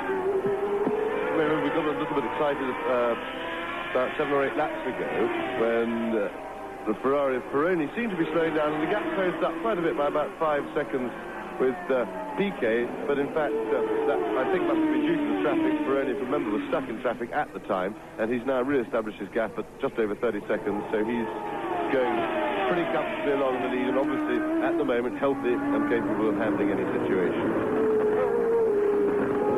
Yes, and just to establish the situation here between these two, Derek Daly, who is in 5th position, is a car's length ahead of Marc Surer, who tries to take it, but Surer is in 10th position and at least a lap adrift because he's been into the pits, I suspect, to take on new tyres, in which case he will be driving on fresh rubber, and that'll give him a considerable advantage over Derek Daly, whose tyres will be pretty worn at this stage of the race, because in lap 54 in a 72-lap race, we're well into it. So, on lap 54, it's still Ferrari, driven by Pironi, the V6 turbocharged, seemingly now very reliable Ferrari of Didier Pironi, and he is well ahead of Nelson Piquet. Surer challenging. I remind you that Surer is in 10th position, Daly is in 5th. Surer is trying to unlap himself. There is the race leader. He is on lap 54. There is Riccardo Patrese, and there is Winkelhock, chased by teammate Salazar, chased by Patrick Tambay, who's trying to lap the Chilean Salazar, and there was Baldi. Well, I'm afraid, sadly, the race has developed into a very spread-out procession up front. We've got no real races going on through the field. So just a little word, some of you viewers might be interested to know just how hard it is to drive these cars. And I think the first preconception that must be removed is that they bear no relation whatsoever to driving a car on the road, because you are subjected to huge G-forces the sort of G-forces that a lot of people have never experienced in any form of transport or situation in their lives. They pull about 3G in the corners and even more under braking. The braking is probably the most staggering feature. And, of course, they accelerate in a pretty lively fashion as well. But the G-forces cause great exhaustion with the drivers because whilst you're subjected to 3G, although you're held with a lot of your body in the seat, your arms and legs still have to operate the controls. So if you imagine sitting for two hours with your arms straight out in front of you and then multiply that pain by 3, or at times by that, then that's what your arms are having to fight. You use a lot of muscle just simply to operate the parts of your body that need to operate the car. So there's a great deal of physical effort required. The steering is very heavy anyway in these cars. The more grip they have, the heavier the steering gets. Hands get blistered through 3 layers of gloves. And, of course, the heat in the cockpit is quite staggering. You get a lot of heat there, and, of course, the drivers are wearing fireproof clothing and material, which is several layers thick, and it's thermal stuff, so it's like wearing something that's warmer than you'd need to be skiing in midwinter on a particularly cold area. You'd be quite warm enough in your driving suit for that. And, of course, they're operating mostly in summer conditions where things are very hot. Cockpit temperatures of 150 degrees Fahrenheit are not uncommon, as a result of which drivers lose the combination of physical effort and the heat, lose a great deal of weight during the race, and a lot of them come close to or even get into dehydration areas where their head starts to swim a little bit. I myself used to average a weight loss of something like 9 pounds during a Grand Prix, and for those of you ladies who are now rushing to your crash helmets and overalls to jump in a Grand Prix car and drive, I'm afraid it doesn't stay with you, that weight loss, because it's pure liquid, and you just put it back over the next 24 hours, and you don't get rid of any other liquid, so your body just grabs everything and you don't actually lose any weight. You just dehydrate and then rehydrate through your normal eating and drinking in the next few hours, well, the next 24 hours. But the recovery period, even for these very fit drivers, is quite considerable. I used to really not, after a Sunday Grand Prix when most races are held, I certainly would feel very groggy all day on Monday. Mind you, there's some debate as to whether that was to do with my hangover or the Grand Prix, because I always like to have some sort of a celebration or commiseration with myself after a race and have a bit of a party. But I certainly never used to feel okay till Tuesday morning. I'd be too tired to sleep well on the Monday night, suffering from that much exhaustion, and I'd get a good night's sleep on Monday, and then I'd feel all right on Tuesday morning. But I was pretty fit, and so you can see that it really is a strain that to a lot of people who drive a normal car on the road, they find quite incomprehensible how heavy the physical thing. It's nothing to do with the pressure or the nervousness. It's just straight-faced overheating and exhaustion.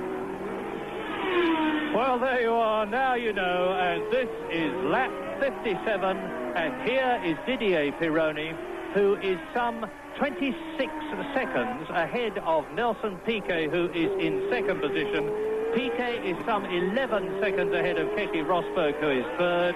Rosberg is some 23 seconds ahead of Niki Lauda, who is in fourth position. And then behind Niki Lauda, who is fourth, there is Derek Daly in fifth position and Michele Alboreto. And we look at now Didier Pironi closing up on Daly. Daly, who is fifth. Pironi, the race leader, is about to lap, or will fairly soon lap Derek Daly, and then we'll have lapped everybody except Niki Lauda and Keke Rosberg. A pretty devastating demonstration of Ferrari and Pironi combined superiority.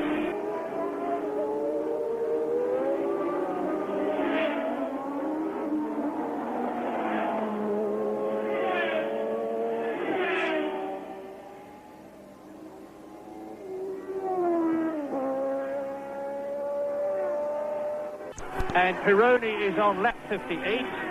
Daly, therefore, is on the same lap, albeit nearly now 2.5 miles behind Pironi, who will shortly be lapping him. The race leader, 28, car 28, Didier Pironi, 30 years old, lives in Geneva, 69th Grand Prix, won 2 of them, has driven for Tyrrell, drove for Ligier in 1980, as it was then called, before it became the Talbot team. He won the Belgian Grand Prix. He led at Monaco in Spain. He joined Ferrari in very controversial circumstances last year, having kept it secret to himself. He led in San Marino and Belgium last year, and then this year he finished 6th in Belgium. He won in San Marino, 2nd in Monaco, 3rd in Detroit, 9th in Canada, no points, but he's 2nd in the World Championship, just 10 points behind the championship leader John Watson, who is out of the running. And Daly trying very hard indeed. He sees, no doubt, Pironi in his mirrors. And I'm wondering if Daly thinks that it might be Patrick Tambay catching him again. Daly, of course, having got ahead of Patrick Tambay, who is in 7th position. So the Ferraris are 1st and 7th. And Patrick Tambay need feel no shame at being in 7th position. He's come back into Grand Prix racing after having been out of it for quite a long time. And to be as well up as he has been in this race and still to be in 7th position is a considerable achievement. Pironi and Daly. Daly number 5, Pironi number 28 on lap 59. And the Ferrari now coming out at 150 miles an hour. And now he's going to take Daly. You'll see the turbo pull out of the slipstream of the Williams, and he just drives straight past. Now, that will demonstrate to you what James and I were talking about when we talk about the A and the B races, because you can see the colossal power differential between the Ferrari, which must be these days producing about 580 reliable brake horsepower, and the Ford V8 engine, the extremely fine Ford V8 engine, which has won 148 Grand Prix, but which produces about 500 horsepower. So Pironi's got an extra 80 horsepower or so under his foot in comparison with Derek Daly, and you can see the difference that it makes. Lap 60 now. Pironi leads, number 28. 2nd Piquet, 3rd Rosberg. In 4th position behind Keke Rosberg, Niki Lauda. Then 5th Derek Daly, who has been lapped. And I think I overlooked Lauda when I was talking earlier on about where Pironi had lapped up to. He has lapped up to Niki Lauda, of course, who is 4th, and has lapped Derek Daly, who is 5th. Another lap completed. Down into the long, long straight. Over the west tunnel again goes the Ferrari. And Didier Pironi, the very chubby Frenchman, who, harking back to what James was saying, loses an enormous amount of weight every time he gets in the car. When Pironi gets out of the car, he really does look as though he's been in a sauna inside his overalls. Sweat is pouring out of him, and now he's closing up on Niki Lauda, but we look at Riccardo Patrese, we look at Patrick Tambay there, and there is Nelson Piquet. The last of these cars that we're looking at is Nelson Piquet, who is in 2nd place, coming up the lap Patrick Tambay, who has been passed by Marc Surer. So Surer in the Baldi, I'm sorry, there number 30 is Mauro Baldi. He's in 7th position now, and a restatement of the positions would help. Lap 61, Pironi leads, Piquet 2nd, Rosberg 3rd, Lauda 4th, Daly, who has been lapped, is 5th, Alboreto is 6th, Baldi is 7th, and Patrick Tambay, number 27 in the background there, is down to 8th position. And he has been lapped, of course, by Nelson Piquet, which is in the 3rd of these 4 cars that we're looking at the moment. And I say again, for those of you who saw but didn't hear the result of that horrific-looking crash that René Arnoux was involved in, that we had the news from the crash.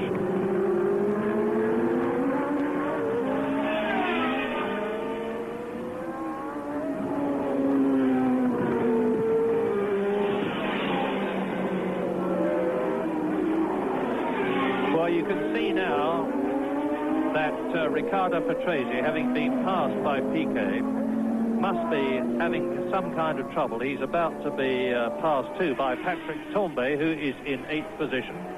Here's the second place man, Piquet. And we are on lap 62 out of 72. So Pironi's problem is more to keep going and to maintain the gap between himself and Piquet than to extend it, because he has got a very comfortable cushion. In fact, Pironi has actually gone through to start his 63rd lap as Piquet comes down towards the Boss suite, and Rosberg now is right up with Tambay there. They're getting very spread out over the course. Here is Piquet coming down now, and the gap between Piquet, who is in 2nd place, and Pironi, the race leader, is now 31 seconds. So, if anything, Pironi is extending his lead, and very close together are Rosberg and Piquet. Rosberg is starting to close up. There's Patrese, and he's battling with Rosberg, who dives through, or does he, at the Rob Slottermacher curve? Yes. Well, Rosberg seems to be closing the gap between himself and Nelson Piquet. He's got ahead of Patrese, who is in an identical car as the 2nd place man, Nelson Piquet, as far as chassis and engine are concerned, but it's going much slower than Piquet's car. And Keke Rosberg there, driving a typically gritty race, holds his 3rd position. Can he do anything about Nelson Piquet, who is 2nd?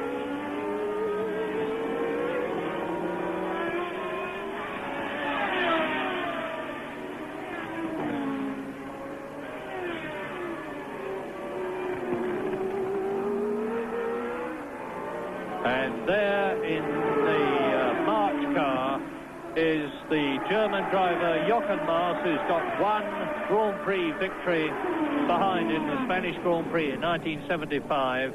And Patrick Tambay now is setting about Riccardo Patrese. Tambay is in 8th position, and Riccardo Patrese, of course, well behind him, having been into the pits, well behind him as far as race distance is concerned, albeit in front of him on the course. And on lap 64 out of 72 then, it is Tambay's teammate Pironi leading in the Ferrari. From Piquet 2nd, Rosberg 3rd, Niki Lauda 4th. There's been no change there for a long, long time. And Derek Daly is still in 5th position ahead of Alboreto, who is 6th. Mark Schurer, who is 7th. Down to 8th place has gone Tambay. 9th is Giacomelli. Naja, die Verletzbarkeit der Turbos ist ja noch nicht ganz ausgemerzt. Die Turboautos sind schwerer, brauchen dementsprechend mehr Reifengummi oder sie verwenden überhaupt härtere Reifen. Sie brauchen mehr Benzin.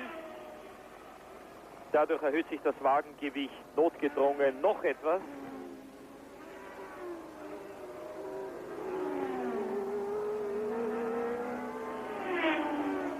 Der Vorsprung von Pironi. And there's Rosberg. Rosberg gesticulating to Sura, I suspect to thank him for letting him pass. And Tambay now is going to take the opportunity to get past Riccardo Patrese on braking at Tarzan, and pulls away, having completed 64 laps in comparison with the race leaders. 63 laps in comparison with the race leaders, 64. The race leader being his teammate Didier Pironi. And Pironi now is 34 seconds ahead of Piquet, who is only 4 seconds ahead of Rosberg. So Keke Rosberg is really charging. There's Tambay, who is 8th. And the positions now are Pironi leads, Piquet 2nd, Rosberg 3rd, Lauda 4th, Daly 5th, Alboreto 6th, Baldi 7th, Tambay 8th, Giacomelli 9th, Schurer 10th, Winkelhock in the ATS 11th, Salazar in the second ATS 12th, then Jochen Mass, who we've just seen come into the pits, John Watson in 14th place, 2 laps adrift, right out of World Championship contention. So what I keep saying is demonstrated again. This man, number 28, Didier Pironi, is going to be 1 point behind the World Championship leader, John Watson, at the end of this race, if they both maintain their current positions.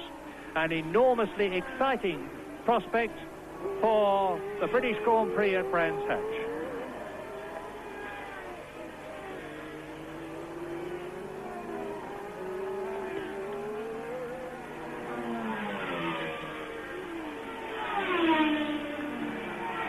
We will be moving from a picture point of view soon, I hope, from Didier Pironi to the tremendously exciting battle which is developing between Nelson Piquet and the third position man, Keke Rosberg, who is now only 3.5 seconds behind Piquet.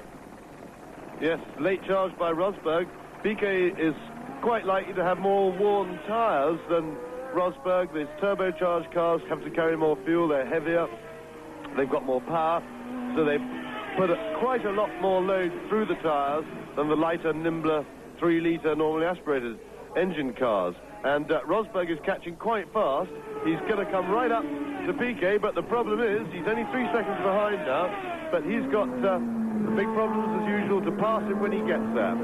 Because whilst the Brabham appears to be slowing down a little on handling, it doesn't appear to be in any way unhealthy. The engine sounds fine in the engine department, and he will... It's already proved today to be the fastest of even the turbo cars.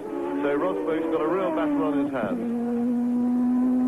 In the closing stages of the Dutch Grand Prix, lap 67, Didier Pironi has a seemingly commanding lead of 34 seconds over this man, number 1, Nelson Piquet, the world champion, who is second in his Brabham BMW. But in the background, Keke Rosberg is gaining on the sliding Brabham of Nelson Piquet.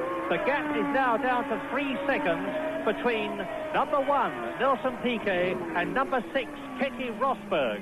Battling for second and third places. There is Rosberg. It looks less than 3 seconds to me now. They will soon be going through to complete their 68th lap in this 72-lap race. And Keke Rosberg looks as though he could take second place. Well, despite the exhaustion, the sight of Piquet's car getting bigger and bigger ahead of him as he gets closer will have given Rosberg that little adrenaline charge to really lift himself up, and he's back charging again. I must say Rosberg has really found his niche in the Williams team now that he's finally got a good car to use his talents on, which were never in question. He's showing great determination. He's a real fighter. He's a very tough sort of guy, stockily built, and looks pretty tough physically, very much in the Alan Jones mold. Not quite as big a chap as Alan Jones, but and showing all that grit and determination on the track and the willingness to throw the car around. So he's chasing, and if anybody in the field in a normally aspirated car can find a way around Piquet, Rosberg is the man. Well, we've talked a lot about the turbo 1.5-litre cars and the mainly Ford 3-litre engine cars in this race, but the fact is that on lap 68 there are only 2 turbos left in the top 6, which are the World Championship scoring positions, and they are the first and second cars, the Ferrari of Pironi and the Brabham BMW of Piquet. And there is Keke Rosberg in third position, and I'll be able to give you the gap this time as they come out of the corner which leads into the long straight. And Nelson Piquet goes past me now, and Rosberg goes past me now, and the gap is 3.42 seconds, so Piquet has actually slightly extended his lead. Yes, Piquet has responded. There they both are. You just got a glimpse of Rosberg in the background, but it appears that Piquet has been pacing himself towards the finish because he seemed able to respond to Rosberg's charge and hold the gap, and of course he still has that huge power advantage should Rosberg get up behind him. So at the moment it looks like Piquet playing cat and mouse a little bit and fairly secure in second place, but thank goodness we've been given something to cheer about at the end of this race, because really the second half has been quite abysmally processional, which is a great shame, but it happens from time to time. We've had some pretty good racing, and we had a very, very good opening few laps in this race with lots of excitement. Lap 69, 3 laps to go at the end of this one. Pironi is out on his own, and there he is going into Tarzan, having completed his 69th lap. But what a battle going on behind him with just 3 laps to go between Piquet and Rosberg, with Rosberg now 3 seconds behind Piquet. Piquet has completed his 69th lap. Rosberg goes past me now. The gap is now 3.9 seconds. So Piquet, as James said, has got the message from his pit signals, is responding to them, is extending the lead that he has in second place over third place man Keke Rosberg. There is the race leader on his 70th out of 72 laps. In fourth position it is Niki Lauda, who is now some 45 seconds in fourth place behind Rosberg. In fifth position, it is Derek Daly, who is a lap adrift behind Pironi. Sixth is Alboreto, seventh is Baldi, eighth is Tombe, ninth is Sura, 10th is Giacomelli, 11th is Winkelhock, 12th is Salazar, 13th, the World Championship leader, John Watson, well out of the points. 14th, Jarier, and 15th, Riccardo Patrese, the teammate of Nelson Piquet here. Well, it's not a question of who's going to win, provided Pironi keeps going. It is rather a question of who is going to be second, and here comes Piquet. There's Rosberg in the background. I don't see how Rosberg can possibly catch the Brazilian. And there is Alboreto off, and the gap is now 4.2 seconds as Piquet comes up to Alboreto now. Is Alboreto going to balk him and give Rosberg a chance? No. Yes, he's still not got past. And see how his right rear tyre is smoking. Yes, Alboreto's got a puncture or something on that tyre. He spun. He was trying to make an overtaking manoeuvre at the end of the straight. He spun a bit, but Piquet has managed to get through. Very frustrating for him. And I would think Alboreto, if he knows there's something wrong, will be well advised to stop, because it looks as if that tyre might be ready to fall apart in a minute or something. And so Alboreto, well, it could be, or could it be oil leaking under the car onto the exhaust and then possibly onto the tyre? And you can see that Rosberg has really grasped his opportunity there. This is lap 71 out of 72. Here is the race leader, Didier Pironi, going through to start his last lap. He is on his last lap. Now, what about Piquet in second place and Rosberg? The fact that Rosberg got past Alboreto and that Alboreto held Piquet up for so long has enabled the Finnish driver in the Williams, Keke Rosberg, to close right up on the second place man, Nelson Piquet. And the gap now is 1.2 seconds. It is on the last lap. We are concentrating from a picture point of view on Didier Pironi, and it looks as though it is going to be the worst possible result from the point of view of the World Championship leader, John Watson, who is in 12th place, right out of the World Championship points position. He was 10 points ahead of this man, number 28, who is on his way to win the Dutch Grand Prix, Didier Pironi. Pironi will get 9 points for his victory, and that means to say that he will be just 1 point behind the World Championship leader, John Watson, who will still be in that position for the next Grand Prix, the British Grand Prix of Brands Hatch. What a wonderful prospect that is. Didier Pironi then, almost home. He's got to win now. He could kick out the clutch and coast home to victory. There are the Ferrari mechanics. Didier Pironi has won his second Grand Prix of 1982, having won at San Marino, and he's now into second place in the World Championship, 1 point behind John Watson. But what about second place? Are we going to see the battle between Nelson Piquet? Yes, there it is. You can see Nelson Piquet. He finishes in second place, and he finishes, according to my stopwatch, 7/10 of a second ahead of a brilliantly hard-charging Keke Rosberg, who is therefore in third position. So, the Dutch Grand Prix ends with the second win for Didier Pironi this year, with Nelson Piquet in second place, Keke Rosberg third, Niki Lauda fourth, Derek Daly fifth and lapped, and Mauro Baldi on the last lap took 6th position away from Michele Alboreto. And that, of course, makes a big difference to the World Championship situation, because now John Watson is only 1 point ahead of Didier Pironi, who is 8 points ahead of Keke Rosberg, who is 2 points ahead of the 4th place man Riccardo, but then 1 point to the 5th place man Alain Prost, and another one to the 6th place man Nelson Piquet, which means to say that the battle for World Championship points at the British Grand Prix of Brands Hatch in 2 weeks' time is going to be all the more exciting. Oder durchs Ziel gekommen, Lauda damit Vierter geworden, 3 Punkte für den Österreicher im heutigen Grand Prix von Holland, und das ist die Auslaufrunde des Siegers von heute, Didier Pironi. Der 3. Grand Prix-Sieg in der Karriere des Franzosen, dessen Großvater ja aus Italien stammt, daher auch dieser italienisch klingende Name. Derek Daly ist mit einer Runde Rückstand 5. geworden. Mauro Baldi 6. ist damit der 23. Fahrer, der in der Weltmeisterschaft 1982 Punkte für die Weltmeisterschaft gewonnen hat, hat vom Dreher Michele Alboreto aus 2 Runden vor Schluss also doch noch profitiert. Baldi 6., Alboreto 7., Tambay 8., Zura 9. Damit ist Zura der einzige Fahrer, der die letzten 5 Grand Prix-Rennen ausnahmslos beendet hat. Die letzten 5 deshalb, weil Zura ja erst vor 5 Rennen ein Comeback wieder gefeiert hat, und zwar nach seinem schweren Testunfall in Kyalami. Zura 9. mit einer Runde Rückstand, dann haben wir mit 2 Runden Rückstand 10. Giacomelli, 11. Winkelhock, 12. Watson, 13. Salazar und mit 3 Runden Rückstand 14. Charrier und 15. Patrese. John Watson kommt als Weltmeisterschaftsführender zum großen Preis von England nach Brands Hatch.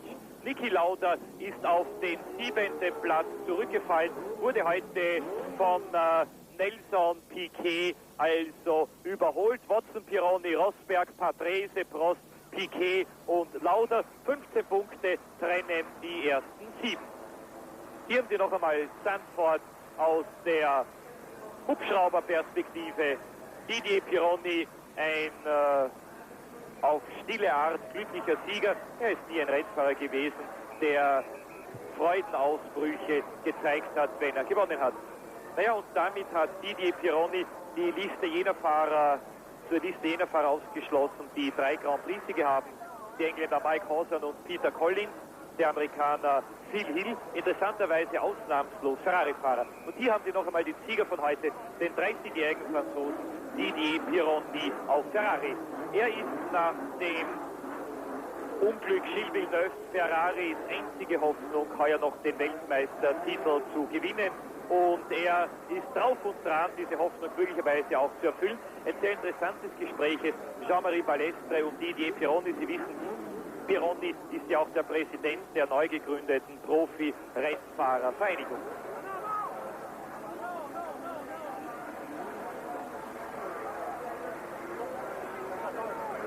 Balestre ist kürzlich von der ersten seiner vielen Funktionen innerhalb des Automobilsport-Weltverbandes zurückgetreten.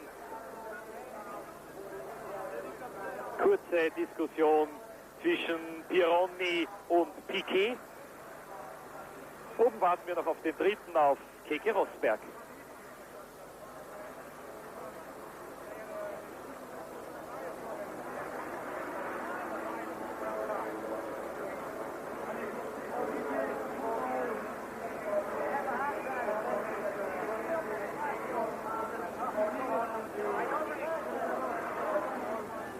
Ich weiß nicht, ob Sie das Siegerinterview mit Didier Pironi hören konnten. Ich habe es leider nicht hören können, kann Ihnen also dadurch nicht sagen, was er zu seinem Erfolg gesagt hat. Keke Rosberg hat den beiden Konkurrenten gratuliert. Pironi und Piquet links, Rosberg in der Mitte, Pironi und rechts Piquet. Aber Sie kennen, glaube ich, die Grand Prix-Fahrer ohnehin schon längst seit unseren vielen Übertragungen. Erster Ferrari-Sieg in Holland seit Niki Lauda 1977. Zweiter Ferrari-Saisonsieg 1982. Dritter Grand Prix-Sieg in der Karriere von Didier Pironi. Das ist der Lohn für tausende Kilometer Testeinsatz. Es gibt wenige Rennfahrer, die so viel testen wie Didier Pironi, aber er nützt die Möglichkeiten auf der Ferrari-Teststrecke Fiorano genauso aus, wie sie früher Niki Lauda ausgenützt hat. Es gibt ja keinen anderen Rennstall, der solche Möglichkeiten hat, um neue Autos abzustimmen, um Modifikationen an den Autos zu erproben, wie Ferrari in Fiorano eigenes Fernsehsystem, es gibt Computer, man kann das Fahrverhalten des Autos auf jeden Zentimeter der Strecke nicht nur filmen, sondern natürlich auch speichern, stoppen, jederzeit auf Abruf, bereithalten. Es sind unglaubliche Dinge, die die Techniker von Ferrari in Fiorano lernen können.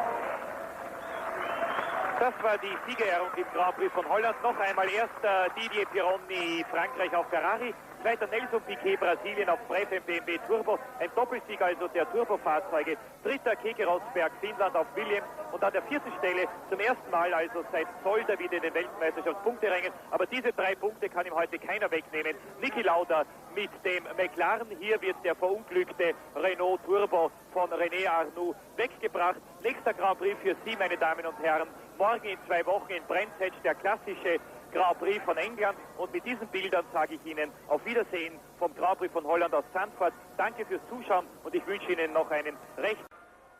The Ferrari looks very good. I mean, it's not only quick, it's reliable, which is a shame because we expect the turbos to break down more often. But Brands is a difficult circuit as well, and I hope it will favor our cars. Certainly at Brands it's a handling circuit, and I think that our cars generally are better handling than the Ferrari. But the reliability and the power of the car certainly is very impressive now. John, what about Brands Hatch as far as Watson is concerned? Well, I like the circuit very much. I've always enjoyed racing on it, and it is my home Grand Prix, and if I can get the support from the public like I had last year at Silverstone, when they helped me win, I believe, then maybe I can have another victory in the British Grand Prix. Well, naturally, we all hope so. Commiserations on today, and good luck for Brands.